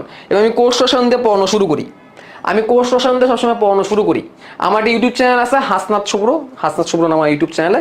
ওইখানে আমি কিছুদিনের মধ্যেই কোষ রসায়ন আপলোড করা শুরু করবো। আমি ইচ্ছা করে একটু দেরি করতেছি, কোষ রসায়ন ধাপে ধাপে আপলোড করবো। কলেজের স্টুডেন্টদেরকে কোষ রসায়ন দিয়ে পড়া শুরু করা উচিত। আমি আবারও বললাম, কলেজের স্টুডেন্টদেরকে কোষ রসায়ন দিয়ে পড়ালেখা শুরু করা উচিত। কোষ রসায়ন, সেই কোষ রসায়ন চ্যাপ্টারটা পুরোপুরি আমি ফ্রিতে দিব, ফ্রিতে দিব আমার ইউটিউব চ্যানেলে। এখন আপলোড করা শুরু করে নেই, এই তো 2-3 দিনের মধ্যে আপলোড করা শুরু করবো। কোষ রসায়ন পুরোটা পড়াই দিব, এবং শুরুই হবে কার্বোহাইড্রেট দিয়ে। কার্বোহাইড্রেট মানে শর্করা। 3 রকমের, এক শর্করা, দ্বি শর্করা, বহু শর্করা। যেই শর্করাকে ভাঙলে তুমি আর কিছুই পাবা না, এটাকে এক শর্করা বলে। তুমি আর অন্য কোনো শর্করা পাবা না, একদম পুরোপুরি ভেঙে যাবে কার্বন, হাইড্রোজেন, অক্সিজেনে, সেটাকে বলে এক শর্করা বা মোনোস্যাকারাইড। যেমন এক্সাম্পল হচ্ছে গ্লুকোজ, আরেকটা এক্সাম্পল লিখে রাখো ফ্রুক্টোজ, গ্লুকোজ আর ফ্রুক্টোজ মনে রাখার টেকনিক হচ্ছে GF। গ্লুকোজ আর ফ্রুক্টোজ মনে রাখার টেকনিক হচ্ছে GF। ঠিক আছে? গ্লুকোজ আর ফ্রুক্টোজ কোথায় পাওয়া যায়? মধুতে, ফলের রসে। এই যে ফলের রস নামটাই আসে ফ্রুক্টোজ নামটা আসে ফল থেকে, ফ্রুট থেকে ফ্রুক্টোজ। ফলের রসে অনেক বেশি পরিমাণ ফ্রুট থেকেই ফ্রুক্টোজ নামটা আসছে। আর গ্লুকোজ নামটা আসছে গ্রেপ থেকে, আঙুরের অনেক বেশি গ্লুকোজ থাকে। ডাইস্যাকারাইড কি? যখন দুইটা মনোস্যাকারাইড মিলে যায় তখন বলা হয় ডাইস্যাকারাইড। যেমন এক অণু গ্লুকোজ, এক অণু ফ্রুক্টোজ মিলে তৈরি করে সুক্রোজ বা চিনি। এক অণু গ্লুকোজ, এক অণু ফ্রুক্টোজ মিলে তৈরি করে এক অণু সুক্রোজ, চিনি। ঠিক আছে? গ্লুকোজ, সুক্রোজ, ল্যাকটোজ, আরেকটা আছে জেনে রাখো মল্টোজ। এই সেই মল্টোজ। একটু আগে মল্টোজ পড়ছিলাম না আমরা ভাইয়ারা? এই সেই মল্টোজ, এটাও ডাইস্যাকারাইড। এক অণু গ্লুকোজ, এক অণু গ্যালাক্টোজ মিলে তৈরি হয় ল্যাকটোজ। 2 অণু গ্লুকোজ মিলে তৈরি হয় মল্টোজ। এটা মনে রাখার টেকনিক কি? এই তিনটাকে কেমনে মনে রাখবো? এই তিনটাকে মনে রাখবো মশলা দিয়ে। মশলা, মল্টোজ, সুক্রোজ, ল্যাকটোজ। মশলা দিয়ে আমরা মনে রাখবো, মশলা, মল্টোজ, সুক্রোজ, ল্যাকটোজ। ল্যাকটোজ কোথায় পাওয়া যায়? দুধে। যেখানে ল্যাকটো পাবা বুঝবা দুধ, ঠিক আছে? আর যখন অনেকগুলো মনোস্যাকারাইড একসাথে যুক্ত হয়ে যায় তখন তৈরি হয় পলিস্যাকারাইড বা বহু শর্করা। যেমন শ্বেতসার, গ্লাইকোজেন, একটা আছে লিখে রাখো সেলুলোজ। শ্বেতসার, গ্লাইকোজেন, একটা আছে সেলুলোজ। উদ্ভিদ তৈরি হয় সেলুলোজ দিয়ে। যেমন শ্বেতসার মানে হচ্ছে স্টার্চ। শ্বেতসারকে ইংলিশে বলা হয় স্টার্চ। এক কোনো শ্বেতসার তৈরি করতে চায় 2 লাখ গ্লুকোজ লাগতে পারে। 2 লাখ গ্লুকোজ একসাথে মিলে 2 লাখ গ্লুকোজ একসাথে মিলে এক কোনো স্টার্চ বা শ্বেতসার তৈরি করে। কোথায় পাওয়া যায়? চাল, আটা, আলু ইত্যাদি এসব জায়গায় পাওয়া যায়, শাকসবজি। আর একটা কথা মনে রাখবা, মনোস্যাকারাইড আর ডাইস্যাকারাইড বেশিরভাগই হচ্ছে মিষ্টি, এই জন্য এগুলোকে সুগার বলে। আর বহু শর্করাগুলা নন সুগার বলে, এগুলো মিষ্টি না। যেমন ধরো ফলের রস, মধু, চিনি, দুধ, এগুলো কিন্তু মিষ্টি। দুধও কিন্তু মিষ্টি লাগে, কিন্তু কিন্তু চাল, আটা, আলু আলু এগুলো কি মিষ্টি? মিষ্টি না। মনোস্যাকারাইড আর ডাইস্যাকারাইড যা আছে বেশিরভাগই মিষ্টি, আর পলিস্যাকারাইড মিষ্টি না। আচ্ছা, স্যাকা স্যাকা স্যাকা খায়। স্যাকা শব্দের অর্থ কি জানো? স্যাকা শব্দের অর্থ কি? স্যাকা শব্দের অর্থ হচ্ছে মিষ্টি, মিষ্টি। স্যাকা একটা বিদেশি শব্দ, সম্ভবত গ্রিক শব্দ। স্যাকা শব্দের অর্থ সুগার, মিষ্টি। এই স্যাকা থেকেই স্যাকারিন, যে স্যাকারিন খাবারে মিশায়, খাবারে মিশালে খাবার মিষ্টি হয়, স্যাকারিন দেন। আর এই স্যাকা থেকেই স্যাকারাইড, এই স্যাকা থেকেই স্যাকারাইড, মনোস্যাকারাইড, ডাইস্যাকারাইড, পলিস্যাকারাইড। স্যাকা মানে মিষ্টি, স্যাকা মানে সুগার। মনোস্যাকারাইড, ডাইস্যাকারাইড নামটা এভাবে আসছে, স্যাকা। ঠিক আছে? স্যাকা মানে সুগার। গেল। ফ্যাট, ফ্যাটও প্রাণী থেকে পাওয়া যায়, উদ্ভিদ থেকে পাওয়া যায়। পানি থেকে হচ্ছে চর্বি, ঘি, ডালডা। আর উদ্ভিদ থেকে সয়াবিন, সরিষা, তিল, এসব তেল পাওয়া যায়। ঠিক আছে? একজন মানুষ, সুস্থ মানুষ দিনে এত গ্রাম চর্বির প্রয়োজন। এগুলো এগুলো জাস্ট জেনে রাখো। উৎস আসতে পারে। ভিটামিন, ভিটামিন চর্বিতে দ্রবণীয়, পানিতে দ্রবণীয়, মনে রাখবা। এ, ডি, ই, কে এগুলো হচ্ছে চর্বিতে দ্রবণীয়, আর বিসি হচ্ছে পানিতে দ্রবণীয়। অ্যাডেক, এটাকে মনে রাখতে পারো, মনে রাখতে পারো। কেডা, কেডা রে, এই তুই কেডা রে, এই তুই কেডা রে, এনে আইসোস, কেডা, কেডা আইসোস তুই, কেডা। এটা হচ্ছে ফ্যাটে দ্রবণীয়, আর বিসি হচ্ছে পানিতে দ্রবণীয়। A B C D E কে। ঠিক আছে? A B C D E কে। ফ্যাটের দ্রবণীয়টা পানিতে মিশবে না, পানিটা ফ্যাটে মিশবে না, কারণ স্বাভাবিক, তেল পানিতে মেশে না, পানি তেলে মেশে না, তাই না?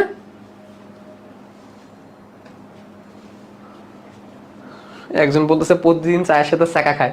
কি শিখাইলাম রে, কি উল্টাপাল্টা বলা শুরু করবে। এখন দেখো কোন ভিটামিন কোথায় পাওয়া যায়, এগুলোকে আমার পড়ানোর দরকার আছে? কোন ভিটামিন কোথায় পাওয়া যায় এগুলোকে আমার দরকার আছে কোনো পড়ানোর? এগুলো তোমাদের ভাই ভাই জিজ্ঞেস করতে পারে, কিন্তু কোন ভিটামিন কোথায় পাওয়া যায় এগুলো তোমাদের ভাই ভাই জিজ্ঞেস করতে পারে। এগুলো আমি আর দেখাইলাম না। গয়টার গলগণ্ড, গলা ফুলা যায়, থাইরয়েড গ্রন্থি ফুলা যায়, আয়োডিনের অভাবে হয়, জেনে রাখো, আসতে পারে। গয়টার নিয়ে শর্ট নোট লেখো, আসতে পারে। ভাই ভাইতে জিজ্ঞেস করতে পারে গয়টার কি, গলগণ্ড, আয়োডিনের অভাবে হয়। এই যে থাইরয়েড গ্রন্থি থেকে গেলে থাইরয়েড গ্রন্থি ফুলে যায়।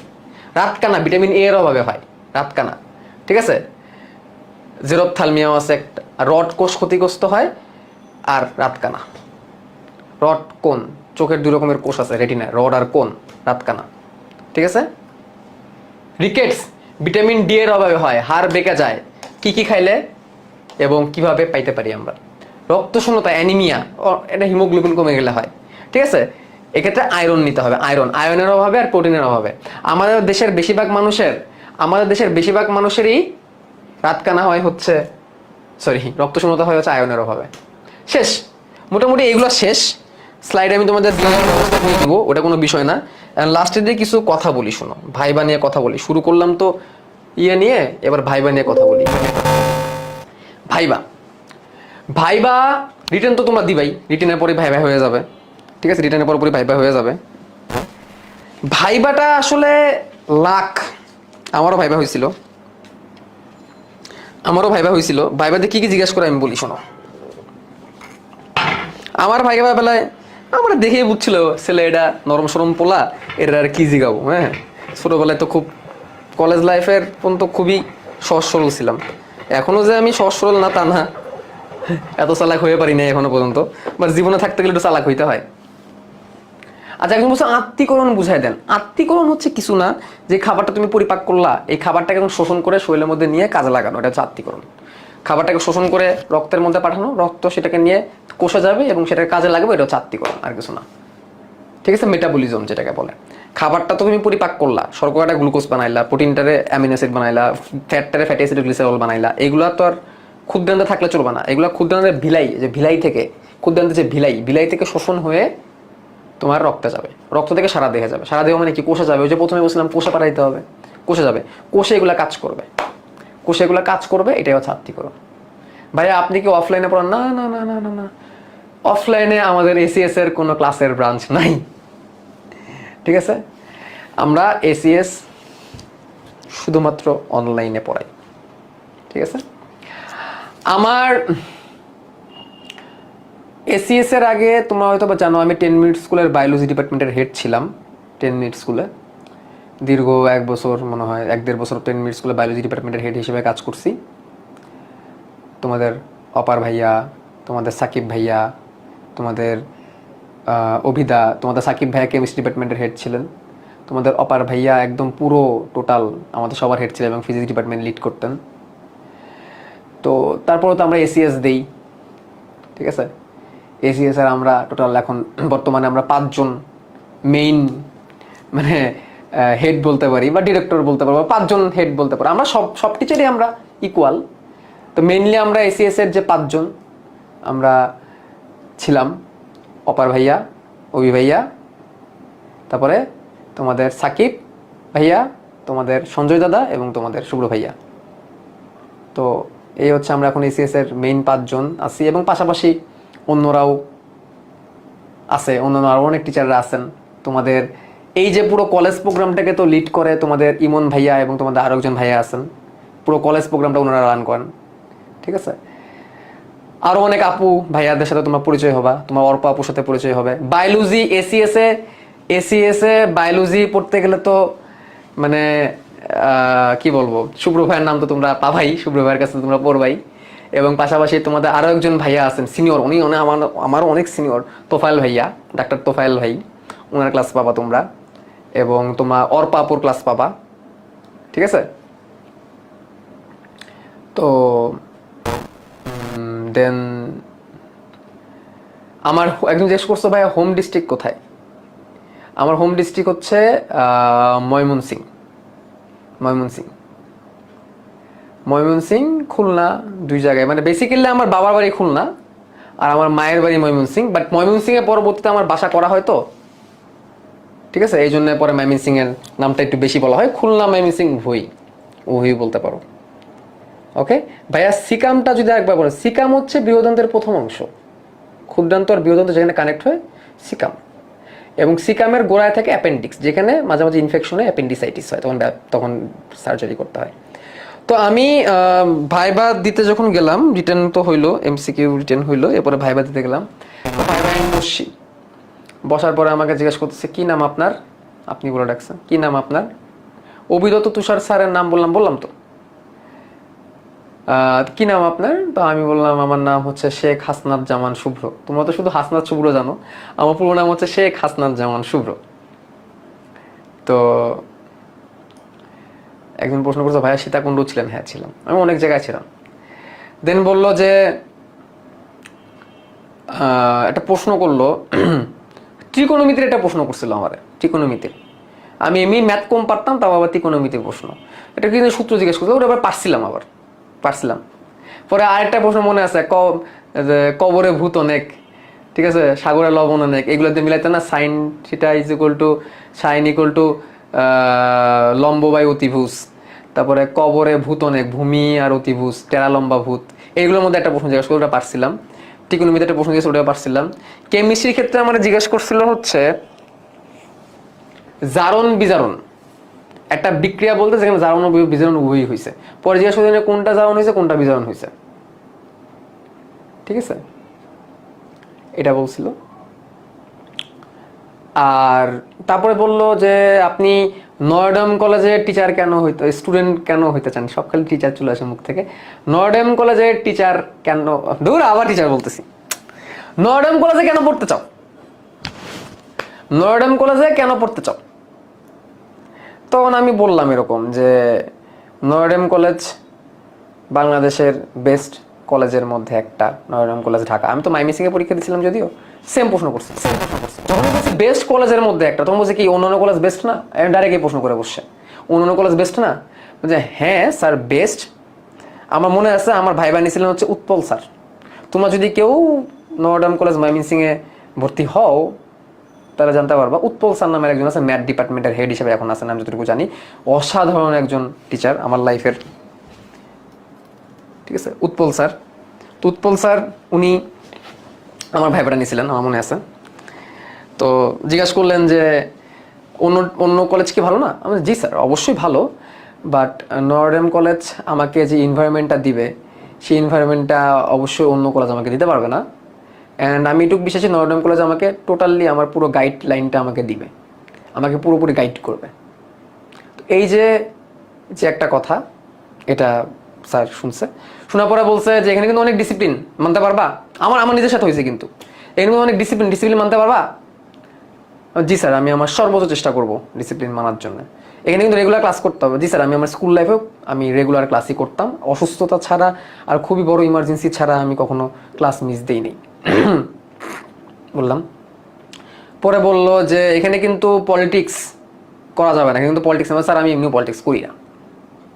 আচ্ছা, তারপরে বলতেছে যে তোমার কি কোনো বাজে নেশা টেশা আছে? এটাও জিজ্ঞেস করছে আমরা, কোনো বাজে নেশা টেশা আছে তোমার? না স্যার কোনো বাজে নেশা নাই। ভেরি গুড, ঠিক আছে যাও, শেষ শেষ আমার ভাইবা। আমার একটা বন্ধু আছে, সেও যদি মানবিক বিভাগে পড়ে, আর্টসে পড়ে, ও নয়ডাম কলেজ ঢাকায়, ও ঢাকার স্টুডেন্ট। আমার ফ্রেন্ড রাব্বি, সামনে তোমরা হয়তো বা পাবা রাব্বিকে, সেও তার ঢাকা নয়ডামে হয়েছিল। আমি তো ফার্স্ট সিলেকশনের কারণে এখান থেকে করতে পারি না। যাও, নয়ডাম কলেজ ঢাকায় সে পড়তো। সে বসছে, কি নাম তোমার? ওই স্যার সাইয়দ ফেরদৌসুল জাহান আল রাব্বি। কোন কলেজ ছিল? যে খাইলিয়াজুরি পাইলট হাই স্কুল। কেমন পরীক্ষা হয়েছে? স্যার খুব ভালো হয়েছে। শেষ, ভাইবা শেষ। খুব কনফিডেন্টলি বলতো ভাইবা শেষ। তাহলে এই যে ভাইবা, এইটা নিয়ে যে এত কাহিনী হয়, আমি মনে করি না এটা নিয়ে এত কাহিনী করার কিছু আছে। আমি মনে করি না এটা নিয়ে এত কাহিনী আছে। ভাই আপনি কি এনডিসি? হ্যাঁ এনডিসিএম। আমি কিন্তু ঢাকা এনডিসির কাহিনী বললাম। আবার অনেকে এইসব, অনেকে ঢুকতেই প্রশ্ন করে যে কি নাম তোমার, কি খেয়ে আসছো? ভাত আর ডিম খেয়ে আসছি। আচ্ছা কিভাবে আসছো? বাসে আসছি স্যার। আচ্ছা, তো তুমি যে বাসে আসছো সেই বাসটা কেমন স্পিডে আসছে? এরকম বেগে আসছে। বেগের সূত্রটা বলো তো। এভাবে একজন আমার ফ্রেন্ডকে বলছে। চেষ্টা করবা ফিটফাট হয়ে যাওয়ার জন্যে, চুলগুলো একটু কেটে যাওয়া। বড় চুল থাকলে কিন্তু এনডিসিতে ভর্তি হলে কেটে দিবে ধরে, কিন্তু ন্যাড়া করে যেতে পারে। আমাদের সামনে হয়েছে এরকম, কেটে দিচ্ছে চুল, ফাদার চুল কেটে দিচ্ছে, গাইডেন্সের ফাদার। তো ফিটফাট হয়ে, ইটস নট ম্যান্ডেটরি যে ইন করে যাইতে হবে, ইন করে যাইতে হবে এটা ম্যান্ডেটরি না, জাস্ট একটু ফিটফাট হয়ে যাওয়া। ঠিক আছে, তুমি সুন্দর একটা শার্ট পরে গেলা, সুন্দর একটা প্যান্ট পরে গেলা, একটা জুতা পরলা ভালো দেখে, ঠিক আছে, হাতে একটা ঘড়ি থাকতে পারে, ঠিক আছে, ফাইল থাকবে সুন্দর করে হাতে, চুলটা আঁচড়ানো থাকবে, এই তো, আর কিছু না। আর ঢোকার আগে চেষ্টা করবো হাতে মুখে একটু পানি দিয়ে ঢুকতে, ঠিক আছে। আর ইন করে যাইতে হবে, ফিটফাট হয়ে যাইতে হবে, চুলে কাট দিয়ে যাইতে হবে, ফেশিয়াল করতে হবে, দ্যাটস নট মিনিট। ইন করে যাইতে পারো, বাট ওইখানে আবার একটা এরকম যাতে মনে হয় তুমি একটু বেশি আতেল। তুমি নর্মালি যেরকম একজন ভদ্র মানুষ সেভাবেই তুমি যাও, নর্মালি তুমি যেরকম ভদ্র মানুষ সেভাবে যাও, ফর্মাল হওয়াটা ইম্পর্টেন্ট না। তবে হ্যাঁ, এই যে টি শার্ট জিন্সের প্যান্টটা অ্যাভয়েড করা ভালো, টি শার্ট আর জিন্সের প্যান্ট অ্যাভয়েড করা ভালো, বাট ক্ষতি নেই, এগুলোকে অনেকে ধর্ম না। তোমার চেহারা দেখে যাতে বোঝা যায় তুমি ভদ্র, দ্যাটস ইম্পর্টেন্ট। চেহারার মধ্যে ভদ্র আছে, তুমি খুবই ফিটফাট হয়ে গেছো, ফর্মাল ড্রেস পরে গেছো, টাই লাগাই গেছো, টাই আবার লাগাইও না, ফর্মাল ড্রেস পরে গেছো, শু পরে গেছো, আর তোমার চেহারা দেখতে এমন, তুমি ঢুকছো এমনি, পারমিশন নাও নাই ঢুকার সময়, তো তোমার তো প্রথম ইমপ্রেশনে তুমি শেষ। কিন্তু তুমি গেঞ্জি পরেই গেলা আর একটা জিন্স পরেই ধরো সাপোজ গেলা, আর স্যান্ডেল পরে যায় ওনার যাই করো, ইটস অ্যাটলিস্ট স্কেটস অথবা জুতা, গেলা সালাম, সুন্দর করে সালাম দিলা, আসসালামু আলাইকুম স্যার, সুন্দর করে সালাম দিলা, সালাম দিয়ে যতক্ষণ না ঢুকতে পারো ততক্ষণ তুমি বাইরে দাঁড়াতে থাকলে, ভিতরে আসো। অনেক সময় আর সালাম দেওয়ার সুযোগও পাবো না, অনেক সময় এরকম হয়। আমি অনেক সময় প্রিপারেশন নিয়ে যাই, যে আমি নক করবো, may I come in sir, yes come, তারপর আমি সুন্দর করে আস্তে আস্তে যাবো, দাঁড়ায় থাকবো, তারপর আমাকে বসতে বলবে, আমি বসবো। এরকম মাঝে মাঝে হয় না রে ভাই, অনেক বেশি স্টুডেন্ট পরীক্ষা দিতে গেলে এরকম হয় না, যেমন আমার সাথেও হয় নাই, আমার সাথে হয় নাই, ঠিক আছে। আমি কিভাবে গেছিলাম, আমি একটা শার্ট পরছিলাম, মাথার চুল আশ্রানো ছিল, আর তখন তো ডাই ছিল না, ক্লিনই ছিল, ঠিক আছে। মাথার চুল ছিল আশ্রানো, এই এরকমই ছিল চুল, শার্ট পরে গেছিলাম, একটা প্যান্টস আর জুতা। জুতা বলতে কেটসও না, শুও না, ওই যে কিছু আছে না বেল্টওয়ালা জুতা, বেল্টওয়ালা জুতা ছিল। শার্টটা খুব নর্মাল শার্ট ছিল, আবার ঝাঁকা নাকা শার্ট কিন্তু না আবার, ঠিক আছে, নর্মাল শার্ট ছিল। তা আমি সুযোগই পাই নাই সালাম দিব, এত কিছু কোনো সুযোগই পাই নাই। লাইন দিয়ে ঢুকতেছে, একটা পরটা ঢুকতেছে, একটা পরটা বেরোতেছে। নেক্সট কে, নেক্সট কে, আসো আসো আসো আসো আসো, বসো বসো। আমি এই ফাঁকি সালাম দিছি, আসসালামু আলাইকুম স্যার, আসসালামু আলাইকুম স্যার, ঠিক আছে। মানে আসো আসো আসো, বসো বসো বসো বসো, মানে may I come in sir, can I sit sir, অনেক প্র্যাকটিস করে না, অনেকে এগুলো সুযোগই পাই নাই। তো এগুলো জন্য প্রিপেয়ার থাকবা। এমনও হইতে পারে তুমি may I come in sir, may I sit sir, বা তুমি হয়তো দাঁড়ায় আসো, তোমাকে পরে বসতে বলো, এই সুযোগ তুমি পাইতেও পারো, আবার নাও পাইতে পারো, দুটোর জন্যই প্রিপেয়ার থাকো, ঠিক আছে। বা শার্ট কি ফোল্ড করলে, স্যার ধুর এইগুলা ফাও কথা, ফোল্ড করলে কি সমস্যা, ফোল্ড করে থাকি না, আমার শার্ট ফোল্ড করে আমরা স্যার ম্যাডামদের সামনে যাই, মেডিকেল স্যার ম্যাডামদের সামনে যাই, লেকচারের সামনে যাই, প্রফেসরের সামনে যাই, লাইক লাগায় রাখলে বেটার, বাট ফোল্ড করতে হবে, ইটস নট ম্যান্ডেটরি। হাফ আদা শার্টও তুমি পড়তে পারো, কোনো সমস্যা নাই, তবে হাফ আদা শার্টটা আবার ফাদাররা পছন্দ করেন না, তবে ফোল্ডটা করো না, হাতা থাকলে হাতাটা লাগাই যায়, অনেকে আবার ফোল্ড নাও পছন্দ করতে পারে, তাই না। সালাম কখন দিব, গেটে দাঁড়ায় নাকি সিটে বসা? না, সালাম যদি শুধু থাকে, যদি কেউ না থাকে, তখন দরজায় সামনে দাঁড়াবা, দরজার সামনে দাঁড়াবা, তুমি দাঁড়াবা, মেয়ে কামিন না কিছু বলছো, তুমি দাঁড়াবা, তোমাকে কাম, তখন তুমি কাছে যায় সালাম দিবা। দূর থেকে তো সালাম নাও শুনতে পারো, দূর থেকে সালাম দেওয়াটা কেমন জানি দেখে না, কাছে যায় তুমি সালাম দেবা, আসসালামু আলাইকুম স্যার। বসতে না বললে বসবা না, বসতে বলে তারপর তুমি বসবা, বসার পরে ধন্যবাদ স্যার বলবা। থ্যাংক ইউ এর থেকে ধন্যবাদটা ভালো শোনায়, থ্যাংক ইউ এর থেকে ধন্যবাদটা ভালো শোনায়। আর তুমি যদি মানে খুবই রিলিজিয়াস মাইন্ডেড হও, তুমি যদি পাঞ্জাবি পায়জামা পরো, টুপি পরো, ফাইন, পরবা। তুমি যদি রেগুলারলি পাঞ্জাবি পরো, পায়জামা পরো, টুপি পরো, টুপি পাঞ্জাবি তুমি পরো, অবশ্যই পরে যাবা। এখানে তো তোমার মানে কেউ তোমাকে বলতেছে না যে তুমি পাঞ্জাবি পরা যাবে না, অবশ্যই তুমি পরে যাবা, কোনো সমস্যা নেই, তো কোনো ক্ষতি নাই, আমি কোনো ক্ষতি দেখি না এখানে, ঠিক আছে। স্কুল ইউনিফর্ম পরে যাবো, হ্যাঁ বেড়া, লাল পাঞ্জাবি, হ্যাঁ হলুদ পাঞ্জাবি পরে যাবো, হিমু ভাইয়া। তো যাই হোক, আর এটাই বললাম, সালাম দিবা, আদাব দিবা, তুমি যেভাবে সম্বোধন করো তোমার ধর্মীয় দিক থেকে এভাবে দিবা, সালাম আদাব বা নমস্কার। আর গুড মর্নিংটা না দিলেই ভালো, অনেকে আবার গুড মর্নিং স্যার, মানে কি রে ভাই, গুড মর্নিং জানাইতেছে স্যার রে। যদিও এই গুড মর্নিং ট্রেডিশনটা ফাদারদের সাথে প্রচলিত, কলেজে যাওয়ার পরে গুড মর্নিং ট্রেডিশন শুরু হয়ে যাবে, দেখবা নর্ডেম কলেজে গুড মর্নিং ট্রেডিশনটা খুব চলে, good morning teacher, good morning sir. আমি সারা জীবন সালামই দিছি, সত্যি কথা যেটা, ইভেন ফাদারকেও সালাম দিছি, হোয়াটএভার। তো ফিটফাট হয়ে যায়, গেঞ্জি পরে গেলে যে তোমার মারবে কেউ এমন না, গেঞ্জি পরে গেলে তোমার চান্স হবে, এটা ভুল কথা, it's not a bad sign. আমি তো বললাম না, আমি নর্মাল একটা এক কালারের শার্ট মেবি আর জিন্সের প্যান্ট পরে গেছিলাম, ঠিক আছে, কই হয়েছে তো আমার। ভাইবার জন্য কি কি পড়তে হবে কোনো সাজেশন নাই, যে কোনো জায়গা থেকে প্রশ্ন করতে পারে, কনফিডেন্ট থাকবা। ভাইবাতে তুমি না পারলে তোমার চান্স হবে, এটাও ভুল, কনফিডেন্ট থাকতে হবে, স্মাইল ফেসে যাবা, মুখটা এরকম বাংলার পাস বানায় যায় না, বাংলার পাসের মতো বানায় যাবে না মুখটারে, ঠিক আছে, কনফিডেন্ট থাকবা, you must be confident, you must be confident, ঠিক আছে। স্মাইল ফেসে যাবা, আসসালামু আলাইকুম স্যার, আসসালামু আলাইকুম স্যার, সালামটা সুন্দর করে দিও, আসসালামু আলাইকুম স্যার, আসসালামু আলাইকুম না, ঠিক আছে, আসসালামু আলাইকুম স্যার, আসসালামু আলাইকুম ম্যাডাম, বা স্যার আসসালামু আলাইকুম, ম্যাডাম আসসালামু আলাইকুম, ঠিক আছে, সুন্দর করে সালাম দিও, সুন্দর করে কথা বলবা, হাসি হাসি কথা বলবা, এবং আসার আগে অবশ্যই একটা সালাম দিয়ে আসবা, বা একটা সম্বোধন বা আদাব দিয়ে আসবা, জি স্যার আসি, আসসালামু আলাইকুম স্যার, ভালো থাকবেন, আসি স্যার, আসসালামু আলাইকুম, ভালো থাকবেন। অনেক সময় দেখা যায় স্টুডেন্টটা কিভাবে গেল গেটটা খুলে, এটার উপর ডিপেন্ড করে তারপর তার চান্স হবে কিনা সেটা ডিপেন্ড করে।